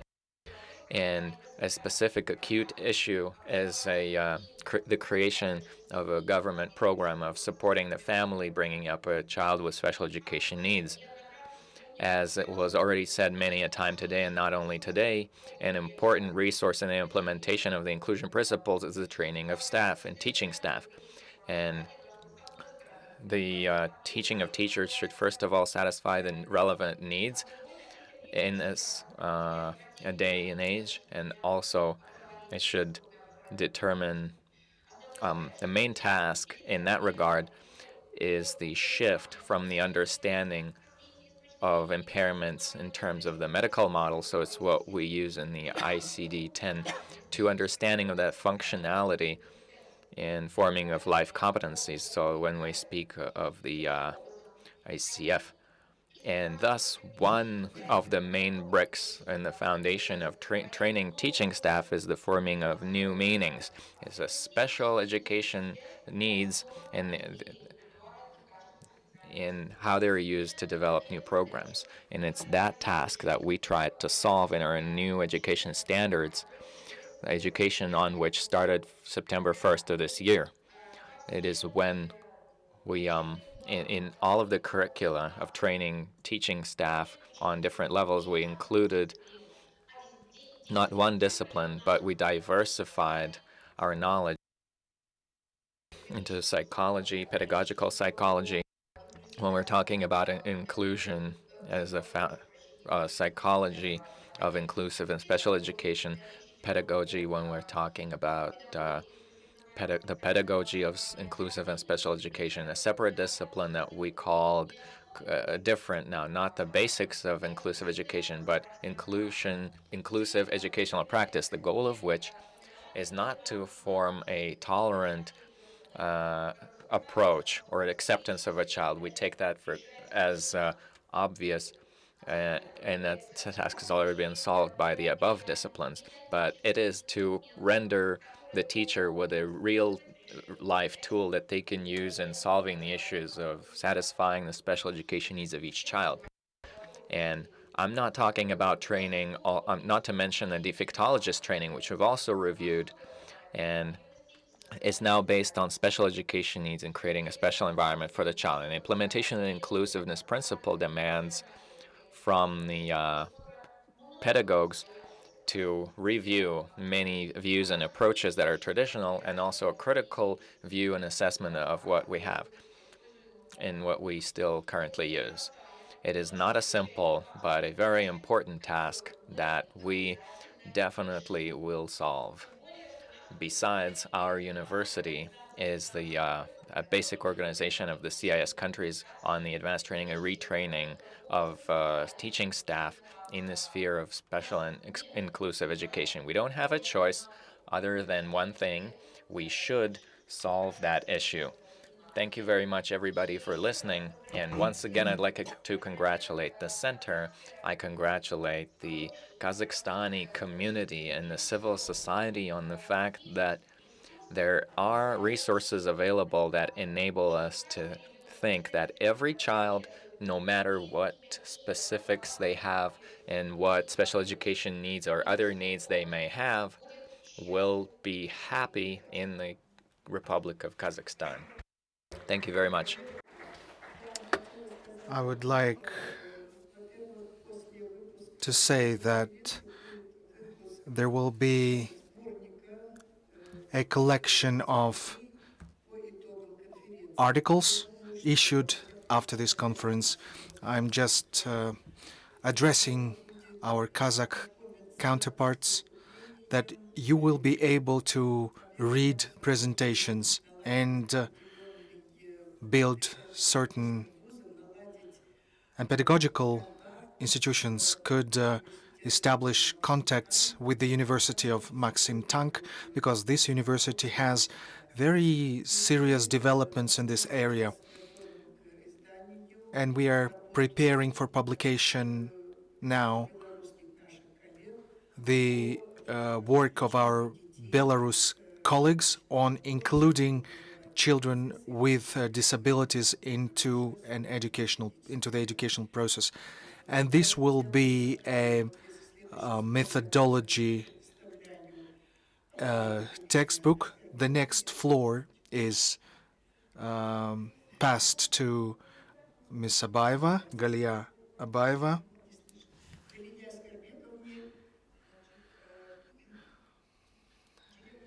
She's director of Institute of Pedagogy and Psychology of the Kazakh Pedagogical University. And her presentation is on improving training of pedagogy staff in current conditions. Good morning, dear participants. First of all, let me congratulate you, Rosa Ajanovna, on this conference. Let me congratulate you on this conference and give you our best wishes on behalf of myself and our university. Rosa Ajanovna has done a lot in terms of developing specialized education in Kazakhstan, but she also has done a lot to train pedagogues. She trained master degree and doctoral degree students in the area of specialized education and inclusive education. Inclusive education is methodology, so accordingly, as any methodology, it consists of the ideological element, which means forming the public opinion and developing fundamental principles of inclusive education, and development tools, developing methodological approaches, organizational approaches. With Rosa Ajanovna, we sometimes disagree on the use of terminology, but I use my terminology because it is required by the state regulations. Very recently, we adopted changes to the law on education. We now have new definition, and children with special educational needs are those who experience permanent or temporary needs for special conditions in receiving education of the appropriate level and additional education, irrespective of what difficulties are caused by. This term is rather new, but still we are moving towards the use of this term. Why should pedagogues and teachers change? Why shouldn't we go back to the Soviet system? It was well theorized, etc. But the first reason is the quickly changing environment. We have a lot of information available, including online education for training teachers, but we understand that offline form of education is the best. But if a teacher can find some interesting videos, some training courses, in this case, the teacher is required many more competences than it used to be required like 5 years ago. And the cultural level identification, the cultural identification, etc. The stakeholders in the educational process. First of all, these are the education executives, education authorities, and teachers of mainstream schools. Third is specialists who accompany, who support children with special needs. They must implement key values, pedagogical principles, inclusivity principles into the educational process through professional development of teachers, creation of professional communities, and who are ready to work in the real situations, existing situations. So I think you are showing now a different slide. So when we analyze employers' requirements, we need to take into account the support of the state. The author of this model is Rosa Ajanovna. The first level is screening of needs. Second, an in-depth analysis of physical and mental disabilities. Third, there are correctional and support services in our country for full territorial coverage. And the main level is the coverage of with educational institutions.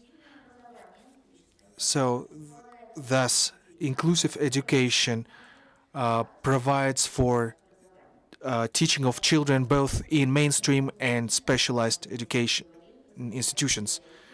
We need to broaden inclusive education. I don't think we don't need to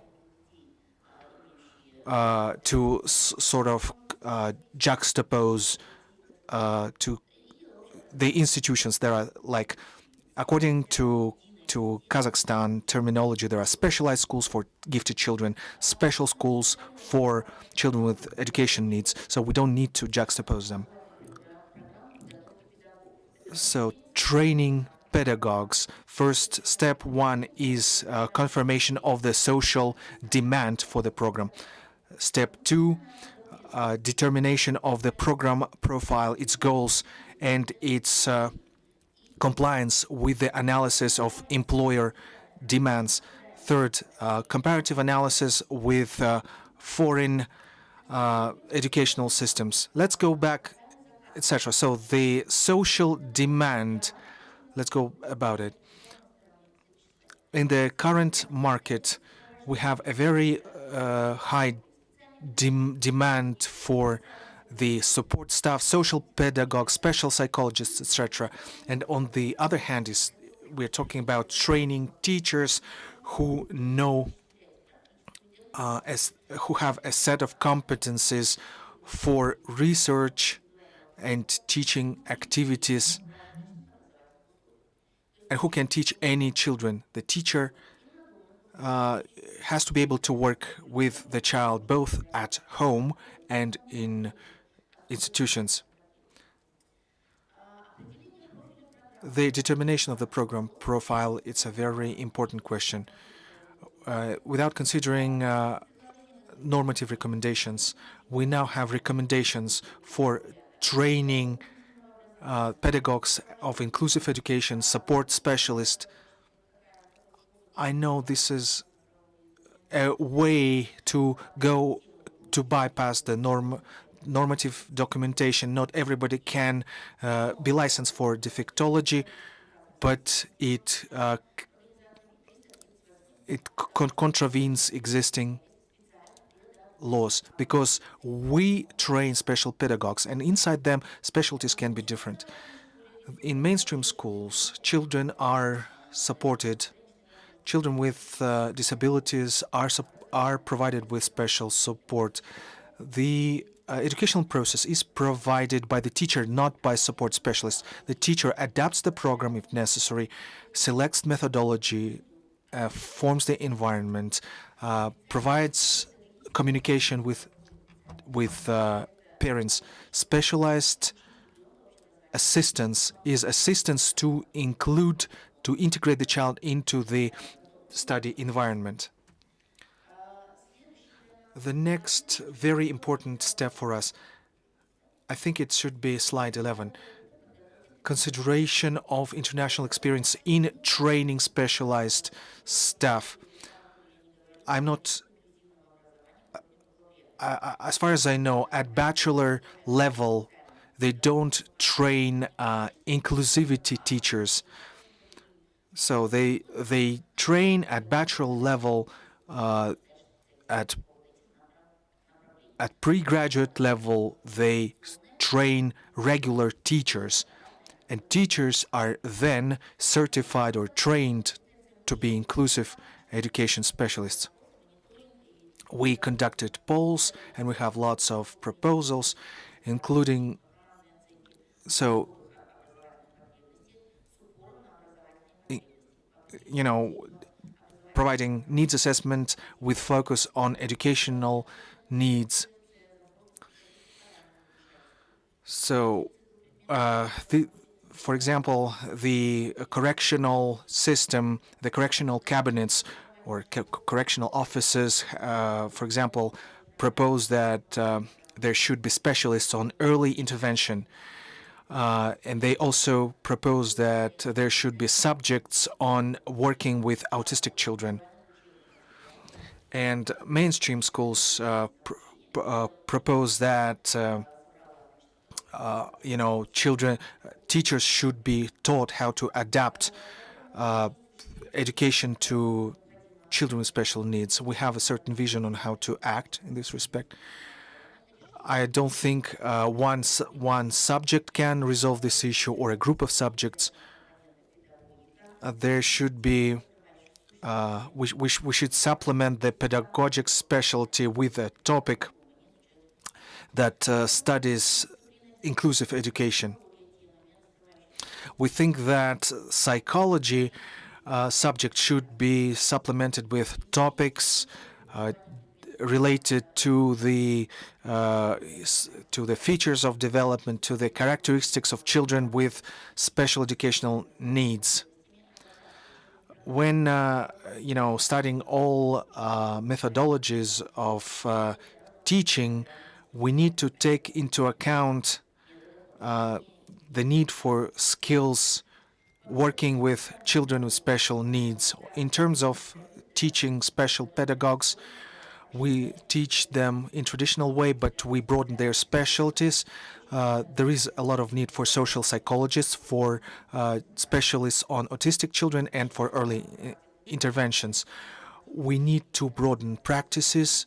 We need to cover various educational institutions, correctional and mainstream institutions, and we need to develop communicative culture of the teacher, pedagogical ethics, working with parents, with NGOs, and I will not dwell on everything. For interest of time, let's go back to the next slide. We need to support the teacher. I just would like to focus a little on the risks that follow us all the time. Risks are the public misunderstanding of the need for inclusive education. There are lots of haters who don't like any changes. Whatever is done, about 20% don't like anything that's being done. Subjective or biased assessment by mass media, NGOs, and who give bad examples and who show that these bad examples are systemic problems in these reforms. And we need to implement principles based on international experience. While not non-acceptance of innovations by pedagogical community, formal participation and formal approaches, and insufficient preparedness of pedagogical cadre. And we very well understand that pedagogical institutions are very much divorced from the mainstream schools. Therefore, the enhancing capacity, building capacity, the dual education is in the focus of our attention. Thank you very much.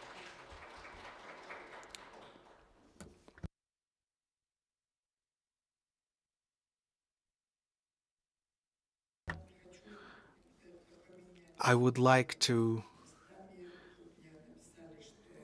shift the order now. There is one person who already has to leave our event. Therefore, I would like to give floor to Mr. Yevtushenko, who is professor of oligophrenia pedagogics and special pedagogics, department at the Moscow State Pedagogical University from Moscow. Ilya Vladimirovich, the floor is yours. The topic of his presentation is forming professional competences of tutors in ancillary education in dual training system. Good morning, good afternoon, dear participants. I hope you see me well. First of all, I would like to thank Rosa Aytjanovna and the Sator Center for inviting me to talk at such a high-scale event, and I would like to congratulate Rosa and the team on the anniversary and wish success in their future work and in their work with children with special needs. I fully agree with the previous speakers for the Russian Federation. This topic is very relevant, but I would like to get away from looking at the theoretical issues and move towards more focused issues. And I'm talking about the system for ancillary education. 5 years ago, when we were developing the professional standard for a defectologist pedagogist, we polled employers, practitioners, and academia on their attitude towards the three-level training of specialists: the bachelor's level, the master's level, and the PhD level. And this poll was joined by more than 1,000 people.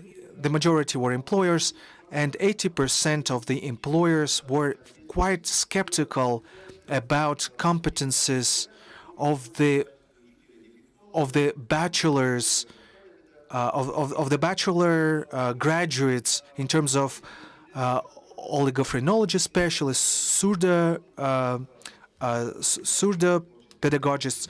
So they were more inclined to think that these bachelor graduates were more fit to be tutors than specialists. In this respect, I think the ancillary education in this respect provides maximum conditions, maximum opportunities as an opportunity to for rapprochement of different categories of students in terms of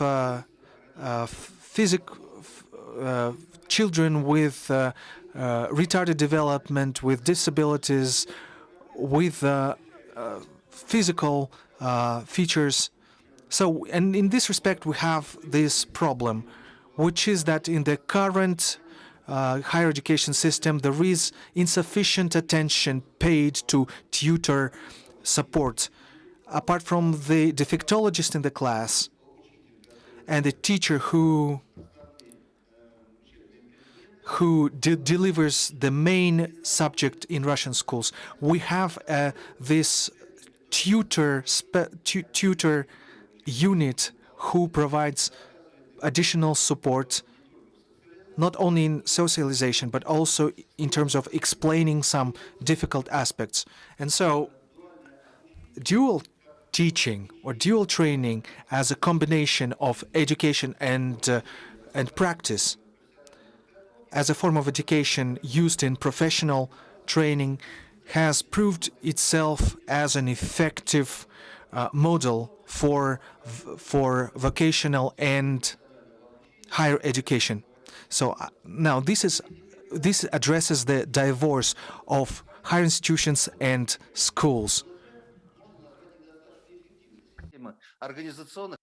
Organizational, educational measures forming the knowledge with students and skills, professional skills and professional preparedness to that activity. The analysis of modern legislative acts has shown that in spite of detailed regulation, there is almost no information on the training of tutors for the system of ancillary education.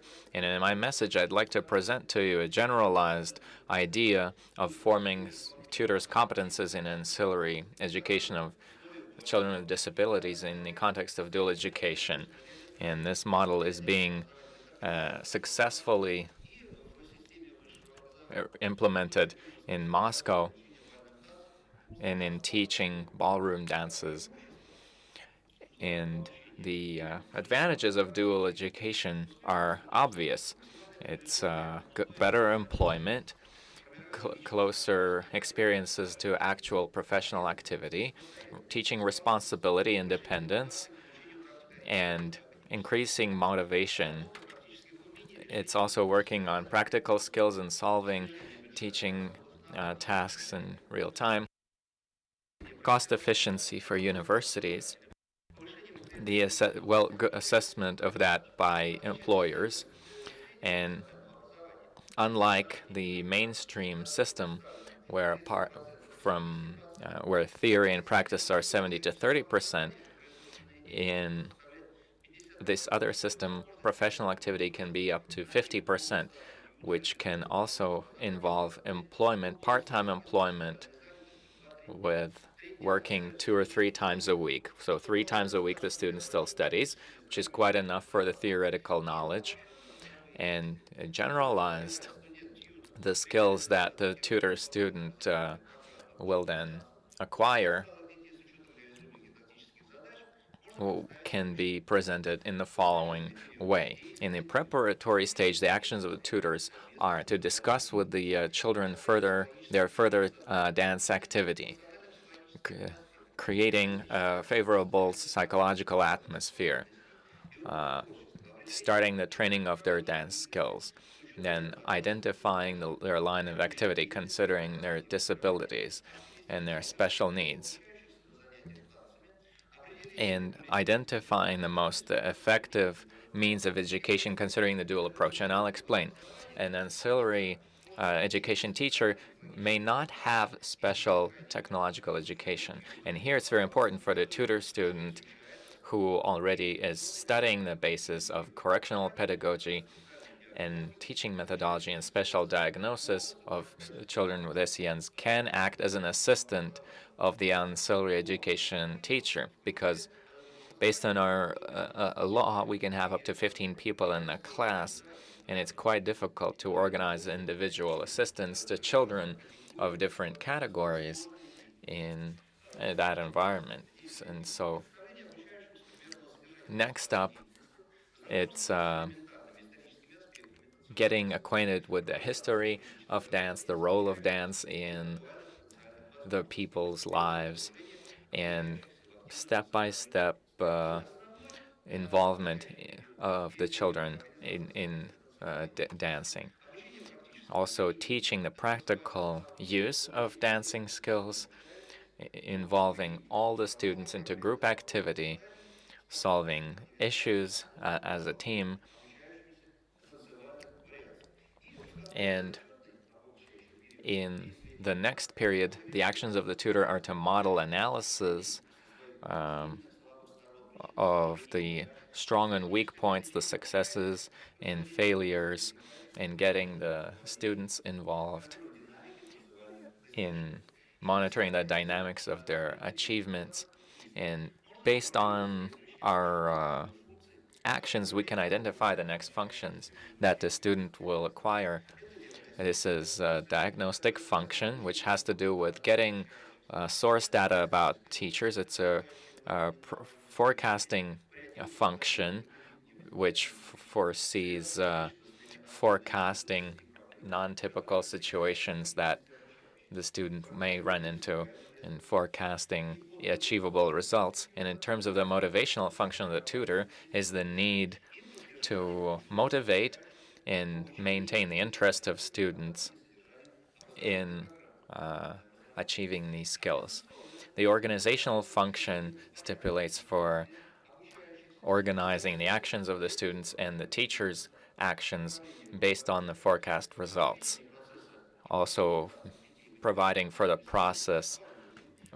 process with technical equipment, and a correctional function of the tutor means that they have to be also a psychologist and a pedagogue and be able to work with children with disabilities. The communicative function stipulates for creative friendly relationship. They need to be open and accessible for the students, and to avoid interpersonal conflicts and prevent them, including in terms of prevention, verbal, nonverbal, and paraverbal communication. The controlling function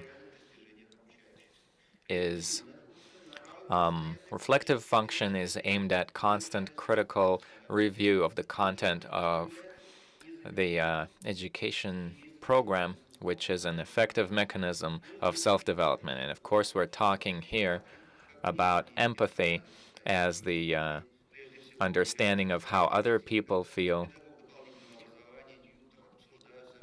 The tutor and the teacher discuss together the achievements or the shortcomings of the students and try, of course, to achieve the improvement. And thus we can come to the conclusion of the need to use dual education in order to form professional competencies as a tutor, not only for the system of educating ballroom dancing, but also when implementing any other adaptive programs.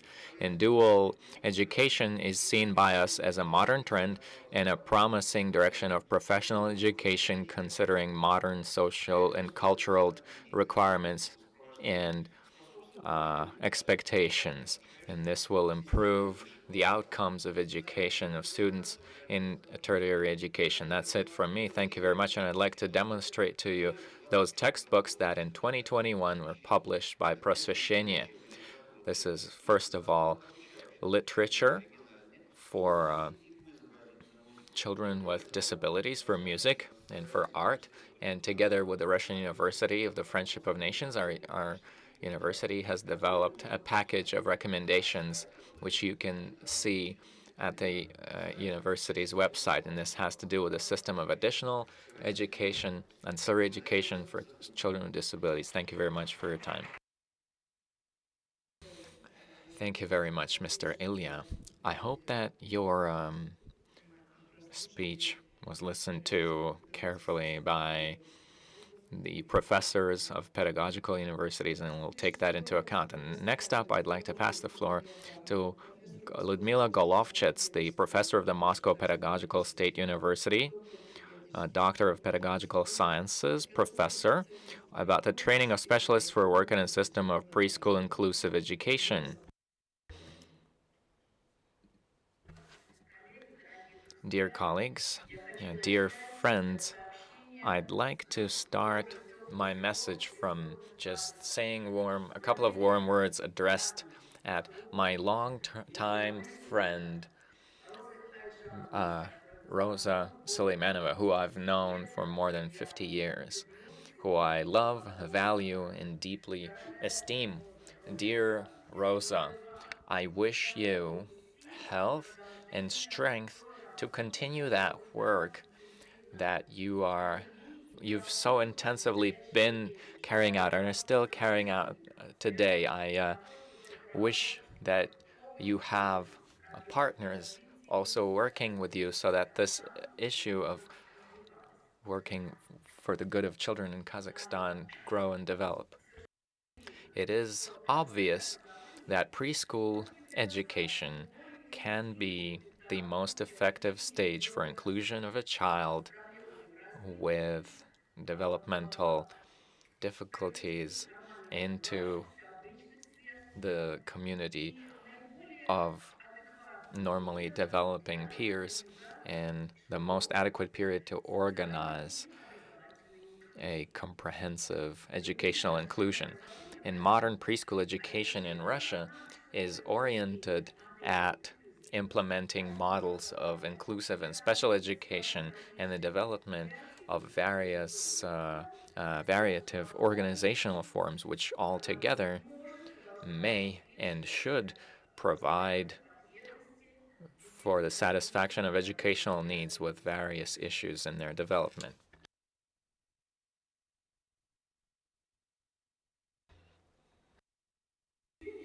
The definition of inclusive education is in the law on education, and as we can see, it means ensuring equal access to education for all children, regardless of their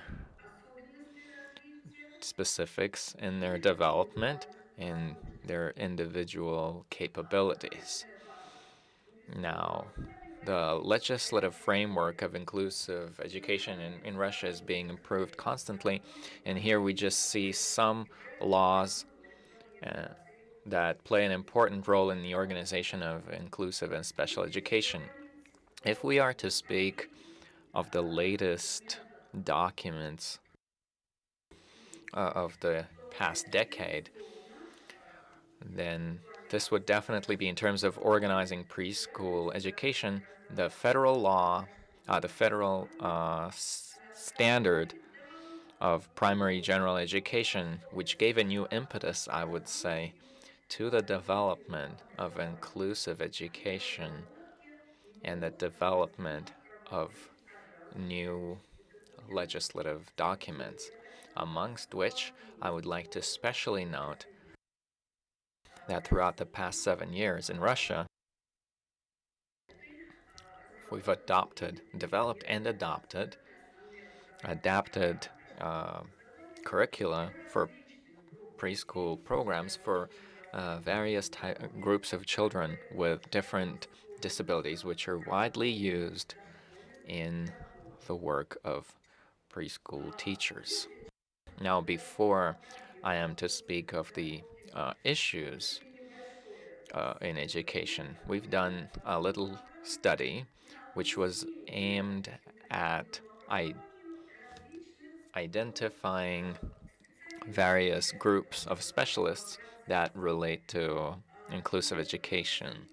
And amongst those, we've had teachers in preschool institutions, specialists that special teachers are, psychologists are, primary school teachers, and students of pedagogical university. Now, not to go in detail about all the groups, let's speak about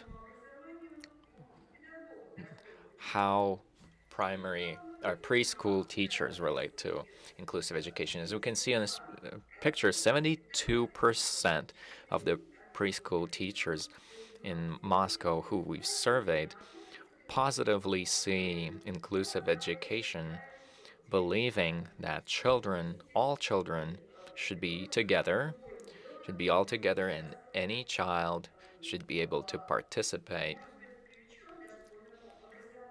in preschool education. Now, amongst the specialists, that percentage is a bit lower, but it's also quite high. Now, we got slightly different data when surveying the students.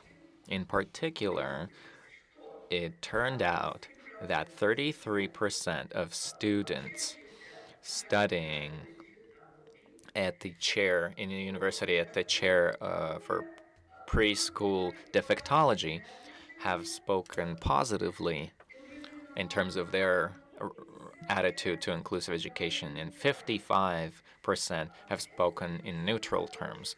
And that is evidence of the fact that forming the motivational component has a very big significance in the system of training students to prepare them to work in the context of inclusive education. And we're seeing that this data is not that much different from the data that we got at the Department of History. So even slightly higher than that, but not too much. Now, what is happening nowadays? It is absolutely obvious that the relevance of mono-profile training in the sphere of correctional pedagogical support of children with disabilities no longer satisfies the needs of the education system of preschool students. And in the conditions of an actively, dynamically developing inclusive education, the profile of a modern defectologist preschool teacher has changed. Firstly, this is reflected in the types of tasks they professionally have to deal with in terms of pedagogical, project-based, and outreach work. And the university graduate who has studied to be a defectologist is required to know universal, general, professional, and specifically professional competencies that carry a polymodal nature in using a transdisciplinary approach and being prepared to solve unusual pedagogical situations, as well as flexibility and variativity in choosing their methodology in their work. Now, currently, education for children of preschool age, they can receive their education in three forms. Firstly, these are general education groups, combined groups, and third is groups where there are children with issues in development. And in these groups, based on our latest regulations, there can be up to 5 children with disabilities and not more than 3 nosological groups. Apart from that, we've also maintained the groups, compensatory groups. So in other words, these are special groups, wellness groups, and there's a large number of various centers of early support, correction centers, in which they also provide education to preschool students with special education needs. In the recent years, given the fast-growing and changing system of preschool education, the function of the preschool defectologist teacher has significantly changed. And if we are to look at this slide here, then we can see that, firstly, a teacher like this should be able to diagnose the individual characteristics of each child with different types of disabilities and issues in development, and to identify their special education needs. Special education needs mean an understanding of the goals and objectives of providing education to that child. It is not just formal copying of goals and objectives from adapted curricula, but an understanding of the prospects of development, an understanding of the goal that needs to be achieved for the specific child. Apart from that, every defectologist teacher should develop an adapted educational program for each specific child, because all of the children in the group are different, considering their current level of development and their potential capabilities. Considering the fact that in one group you can have completely different children, for instance, a child with cerebral, with ICP, with vision impairment, the task of material equipment and organizing the space and choosing materials is a very acute issue. Considering the fact that many children have issues,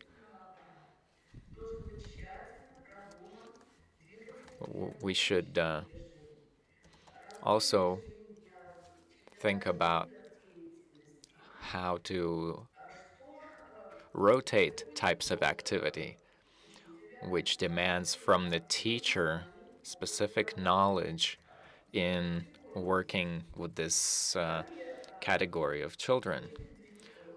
Then the defectologist teacher should organize individual and general classroom lessons based on mainstream needs, and also special adapted programs in which there are completely different goals they have for each group of children, which demands from them great flexibility from the teacher and an understanding of this discipline. Next up is organizing interpersonal communication of the children.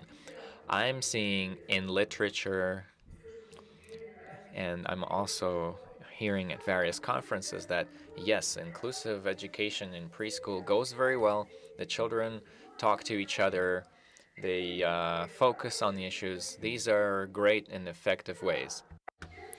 Yes, indeed, I partially agree that this age is the most fit for inclusion. But for a non-speaking child, for example, a deaf child or a child with intellectual disabilities, mental disabilities, the defectologist, the whole teachers team must do a lot of work both with teachers and their parents. Next, the defectologist must provide assistance to all participants in the pedagogical process. Back in the day, we had trained educators, trained teachers. Now, the educators and pedagogues on physical education, for example, have a very approximate idea of how to communicate with such children, how to shape some skills and knowledge in these children, and how to support their activities. And the pedagogue at this stage must be a tutor of sorts for all these children, for all these people. They must show how to communicate with with the sight or hearing impaired children, how to organize their regimen, what means to use, what technical means to use. Next, there is another problem for inclusive groups. The thing is that the Medical Pedagogical Commission refers a child to the group, and their report do not show the children's diagnosis, so they just show the recommended program or curriculum. This means that, first of all, the pedagogue must be very qualified in diagnosing children who were referred to this OVZ group. But usually in a group of 15, 17 children, there are other children whose problems had not been identified earlier, but the defectologist sees that the child has speech anomalies. Another child, for example, has hearing or seeing problems. They must also provide an examination. They must present this child to the medical pedagogical team. Another type of work is working with children's parents. Indeed, if we are talking about inclusive education and about preschool education in particular, the main problem, I would say, is not that the methodological base is insufficiently developed. The problem is that the public opinion, public attitude towards such children and older children is not sufficiently shaped. Our press writes media writes very rarely about such children, about the capabilities of such children. There are no programs that would show the abilities of each child with disabilities. And this forms in parents either neutral or negative attitude. And I think that any of specialists has witnessed either negative attitude or neutral attitude towards combined schooling of such children with mainstream students. Thus, defectologists today must have knowledge from various fields of pedagogy, from psychology, but also they should have a basic idea from neurology, surdology, rehabilitology, clinical psychology,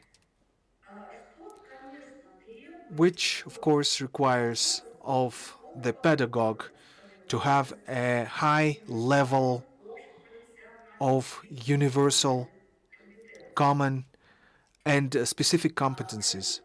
Thus, the functional responsibilities turn out to be very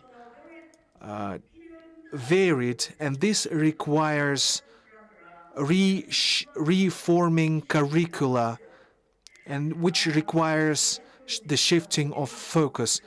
At the Department of Defectology at Moscow State Pedagogical University. This department was set up by Professor Siliverstov 30 years ago.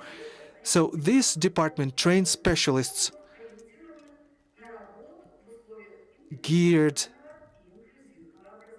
at combined and inclusive education. The head of this program thought of this training as integrative training of specialists. What does it mean? A specialist was trained to work with different groups of people, with different nosological groups of preschool age, which has, especially now, has a lot of advantages, because in the environment of inclusion, and monoprofile specialist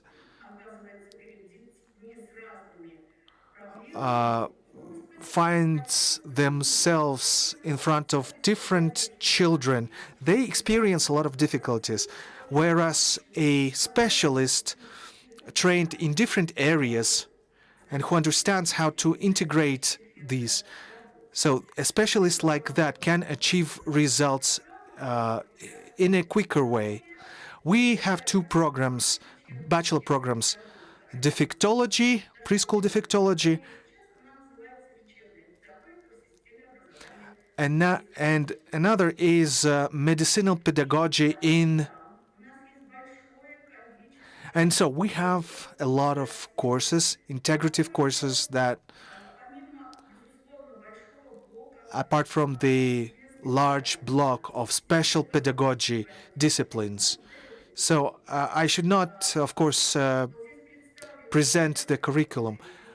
So here you can see just several disciplines from the variative block, which are very necessary for a specialist working in inclusive education.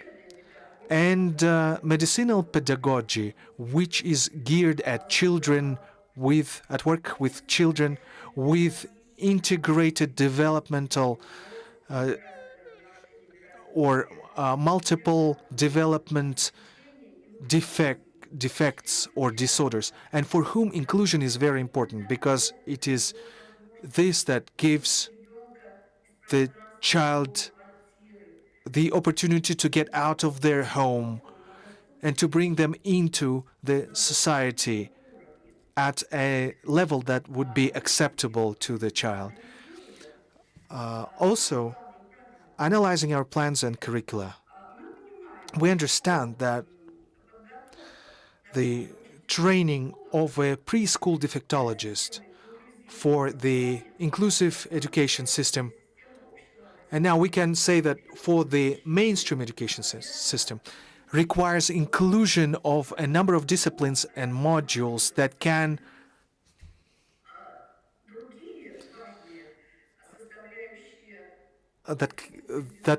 look at other necessary components. This includes regulatory bases for inclusive education, methodological support for inclusive education. This is very important. I think this is the weakest point now. Third, organization of activities of pedagogical and of medical, psychological, and pedagogical commissions. Fourth, tutor support for inclusive education. And fifth, social and communicative development of children.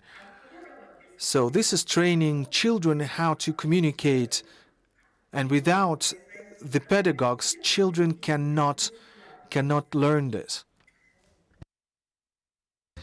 These disciplines are part of the variative part of curriculum and cannot be fully included into the curriculum because of the limited time of bachelor study. This means that we need to extend the period of school defectology study up to 5 years.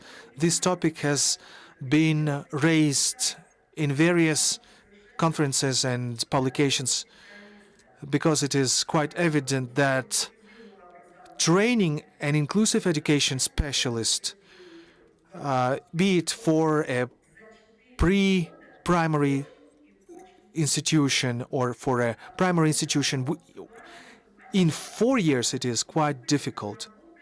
An additional component could be development of master's degree program in the area of special pedagogics and psychology. Today there are very few master's programs on preschool defectology. Mostly it is bachelor programs. There are programs for early age, but such significant programs that would include master's education for inclusive education,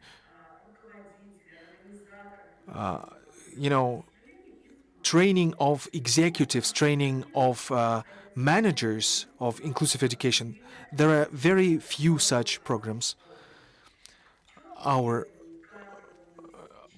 country still lacks regulations on inclusive education in terms of organizing the process.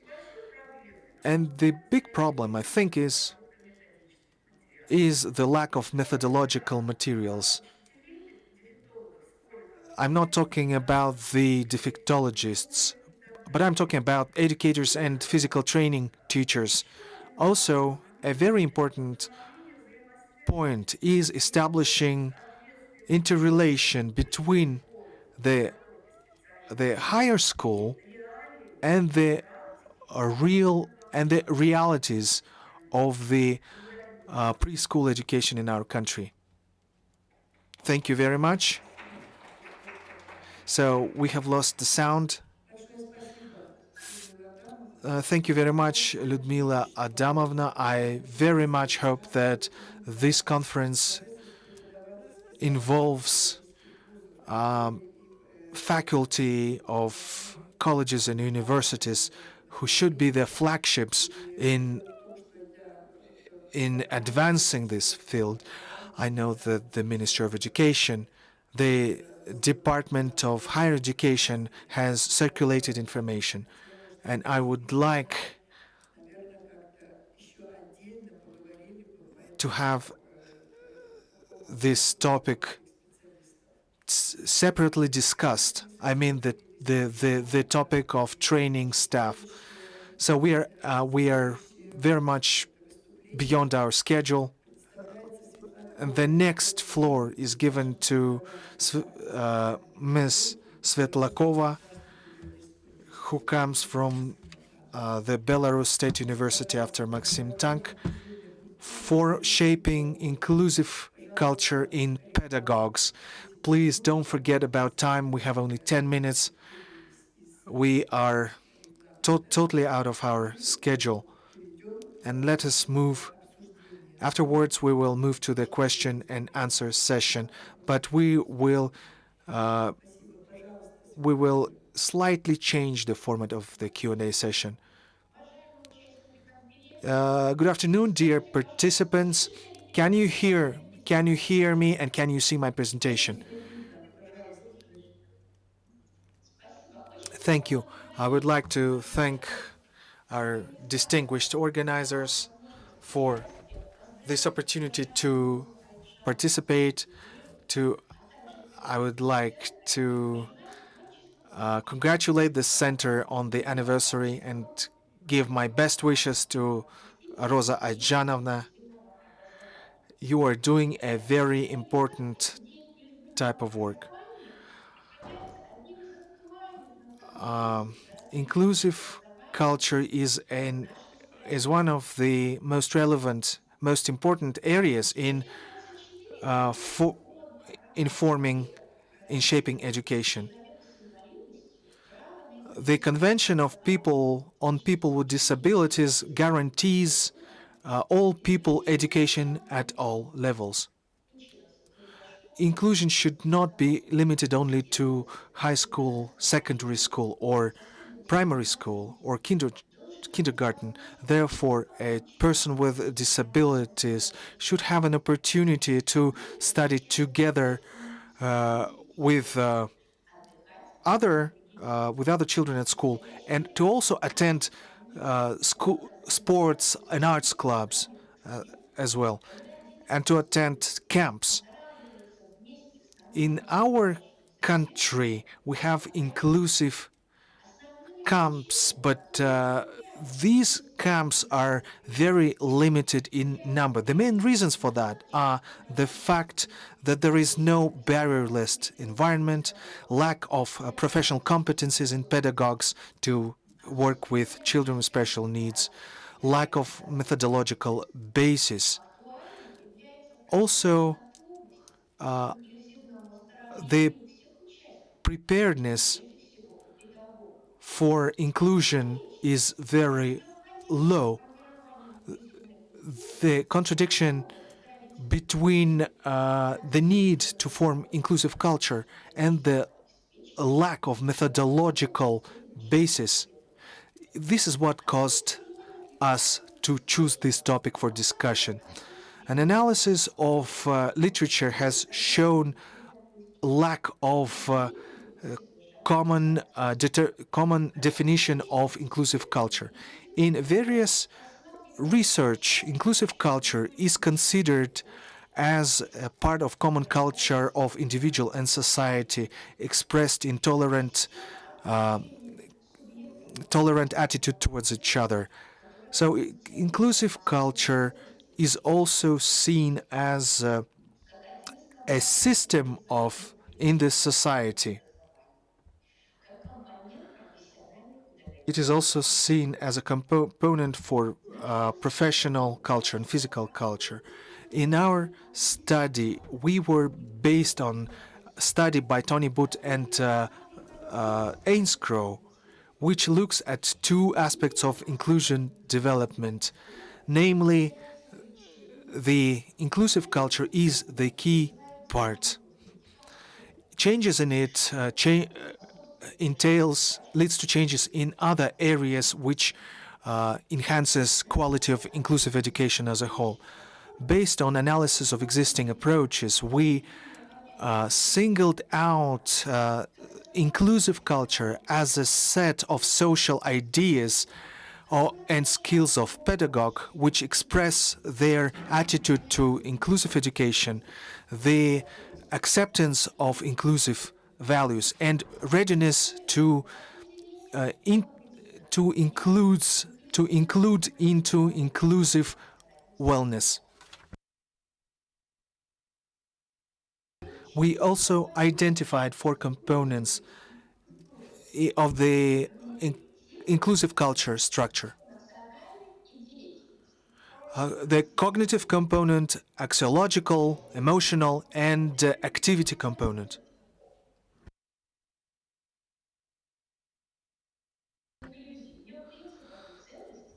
The cognitive component is the awareness on what inclusion is, on what its principles are and what its values are. The axiology component is the acceptance of values and principles of inclusion. And this leads to the formation, to motivation for the formation of professional competencies.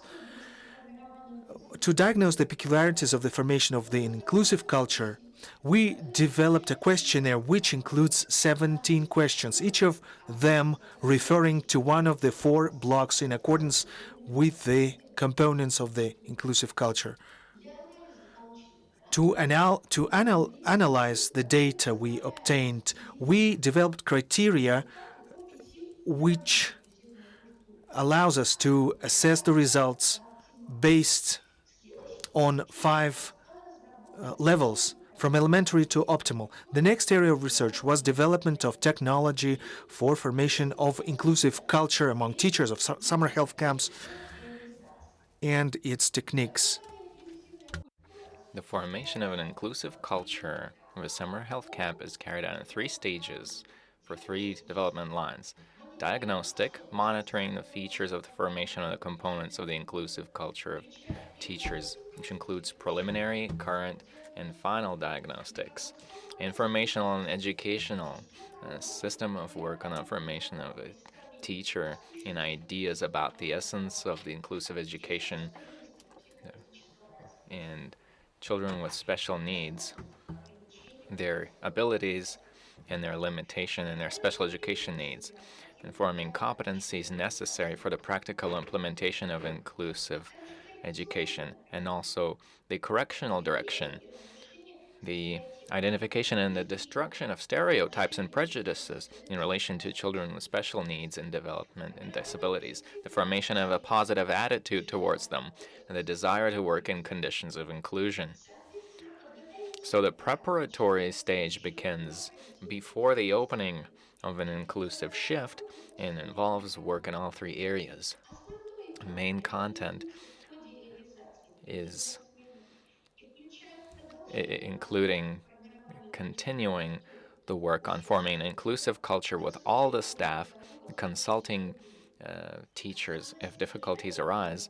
And the main content of this stage is including children with disabilities in all activities, considering their capabilities and interests, and also monitoring the emotional well-being and social status in the collective of all the children. In the final stage involves conduction of the final diagnosis and its analysis, planning further work on the formation of an inclusive culture. And the main methods of forming an inclusive culture of teachers are interactive methods, pedagogical and psychological trainings, workshops, business games, case methods, and others, which are aimed at identifying and destroying existing stereotypes, forming a positive attitude towards the idea of inclusion and inclusive health improvement, and towards children with disabilities, and the development and practical competencies. And the implementation of the developed technology was carried out at the National Children's Educational and Health Center, Zubronok, within the framework of their research work in an experimental project. And by September of this year, under an innovative product, another 8 institutions of inclusive education of different level in our country have joined in on the implementation of this technology. To assess the effectiveness of the implementation of this technology in 2020, a study was conducted to study the features and formation of inclusive culture of teachers using a questionnaire developed by us. The experimental group included 46 teachers that have participated in the implementation of technology, and the control group consisted of 24 teachers who did not participate in the implementation of this technology. And statistically significant differences were revealed in the data of teachers of the 2 groups for all components of inclusive culture. The greatest changes were noted in the framework of the activity component. Also, there were differences in indicators of the level of formation of an inclusive culture. And thus, even in the absence of regular experience of working with children with developmental disabilities, the work being done allows to develop with the teachers a willingness to work in inclusive health improvement. And the research results can be used in the organization of monitoring studies at various stages of the implementation of inclusive practices in educational institutions, in the development of technologies for the formation of an inclusive culture among teachers, and other subjects of inclusive education. And it seems relevant also to many of us to further develop issues related to the study of the features of the formation of inclusive culture and other participants of the inclusive education, and first of all, in normally developing children, and also the implementation of the developed technology in the conditions of other educational institutions. Thank you very much for listening. What are the questions that you may have? Thank you very much, Ms. Svetlana. Now, probably our time is quite limited right now, so I'm just in terms of discussion for these issues that we have in our agenda today, I'd like to say that unfortunately for just family urgent measures, Elina Van Hemping couldn't make it today to speak with her presentation, but we've discussed this before, what talking points should be put up for discussion at the conference, and she responded to these 4 questions that we had in the agenda. You can take a look at these questions, which are reflected in the agenda. So Elina Van Hemping, director of the Scandinavian Institute for Academic Mobility in Finland, Seinäjoki City, PhD professor. And so what the question is, the question was, what are the errors or mistakes that are made and have been made in the understanding of the process of inclusion? And the first is that inclusive education should not be implemented hastily and forcefully. This is the most dangerous in terms of risks and threats mistake in implementing this global trend in the global educational sphere. They should first prepare the material and technical basis and the mentality of the teachers and the family and the students. They should first study and calculate and provide scientific foundation for this preparedness. And it is exactly that which grant funds should be used for, and to develop and then to assist the included child to improve their quality of life. And the second thing that she points out is that a fragmentary interpretation of the forms and types of education of children with special education needs, an error in the classification of this very diverse children's groups, confusing the terminology of special, inclusive, and integrated when organizing the education process, with high probability may impact and cause a malfunction in the system and not lead to an improvement in the quality of the life of the child, and may provoke the emergence of problematic situations in children's day-to-day lives and cause unpredictable consequences. So the third thing that she says for the first question is forcing deinstitutionalization of developing practice of children with special education needs is combined, unfortunately, with neglect and insufficient taking into account of local, regional, and social and cultural and social and economical factors. And that can lead to failure and the undermining of a very humane and worthy idea of inclusive education in general. That's the response to the question which mistakes are being made and have been made in the understanding of the process of inclusion. The second question is what in the organization of children with of disabilities is not effective. First of all, once again, she emphasizes that of forceful inclusion, hasty inclusion, not assessing their risks in terms of their safety, both physical and psychological. It should be noted, and I'd like to point out to everyone, that once again, it's about the understanding of the term inclusion. And she says that in the English-speaking scientific literature, inclusion is seen in a single block with diversity and belonging. That's kind of a triangular approach that is taken, speaking that the children's cohort is diverse in terms of medical and other factors. And that emphasizes once again that every representative of that diversity not only has equal capabilities of being included into the education process, but is also at the same time, it is their belonging to a certain social or cultural part of society or an institutional structure. Everybody should feel safe, and so the key indicator should be safety.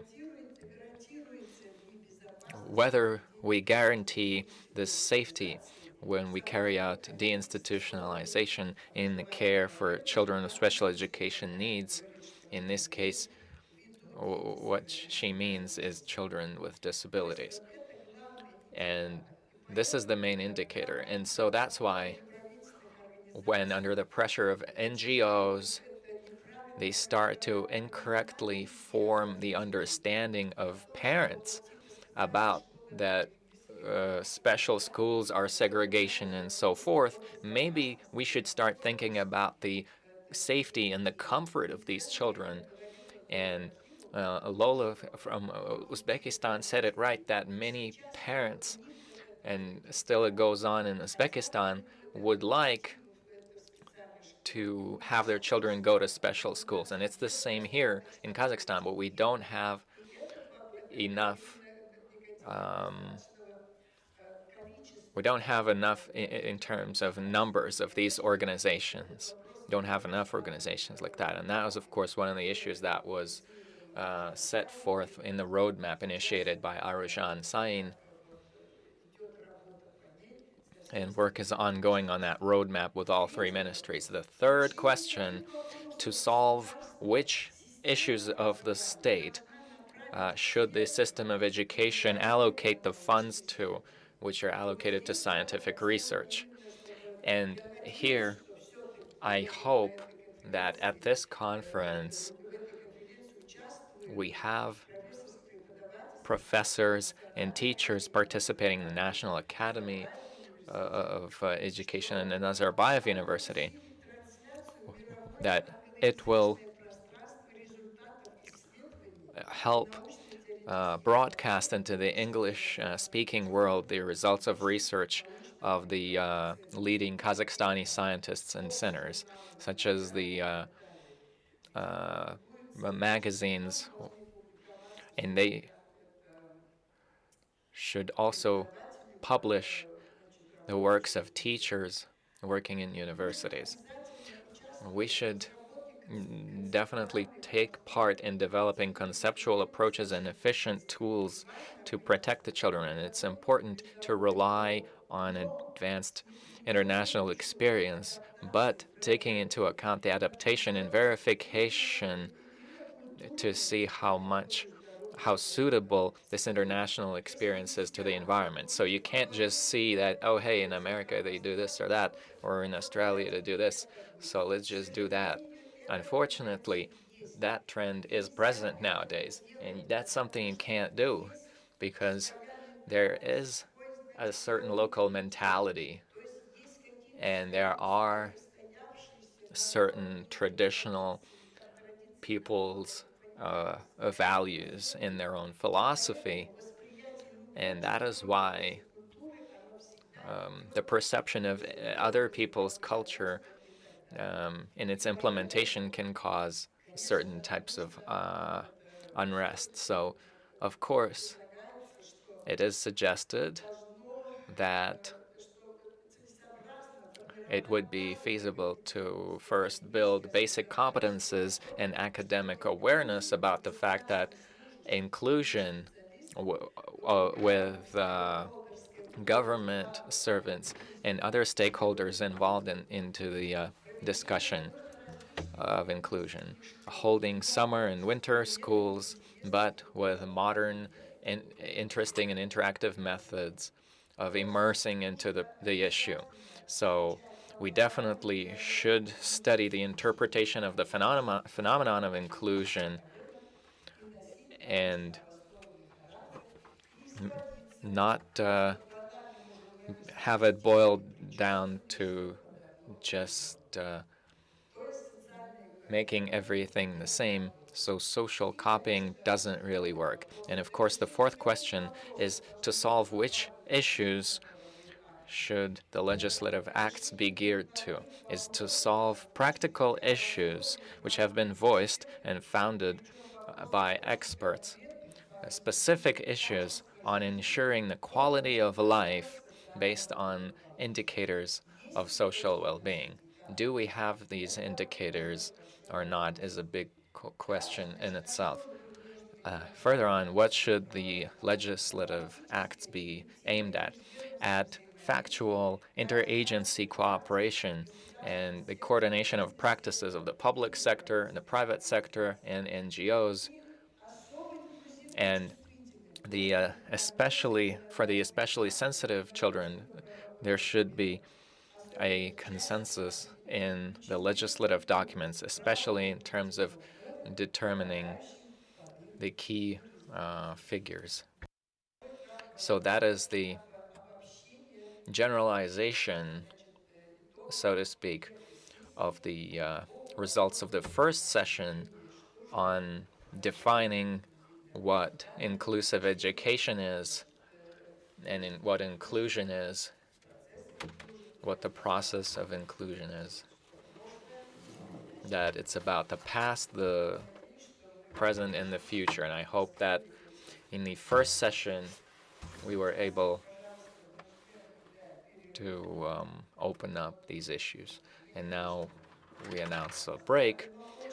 We are, of course, behind schedule, but would like to ask you to be here at 2:30 when the second session starts, and the moderator of that session will be Gulzia Bedatova, candidate of medical sciences, director of the project office of the Interagency Office on the implementation of the roadmap on rendering comprehensive assistance to children with disabilities, approved by the decree of the Prime Minister of Kazakhstan, 17th of August, 2020. So please, we expect to see you here. Looking forward to seeing you here at 2:30 for the next session. The link stays the same. Don't turn off your computers, and let's keep in touch and see you at 2:30.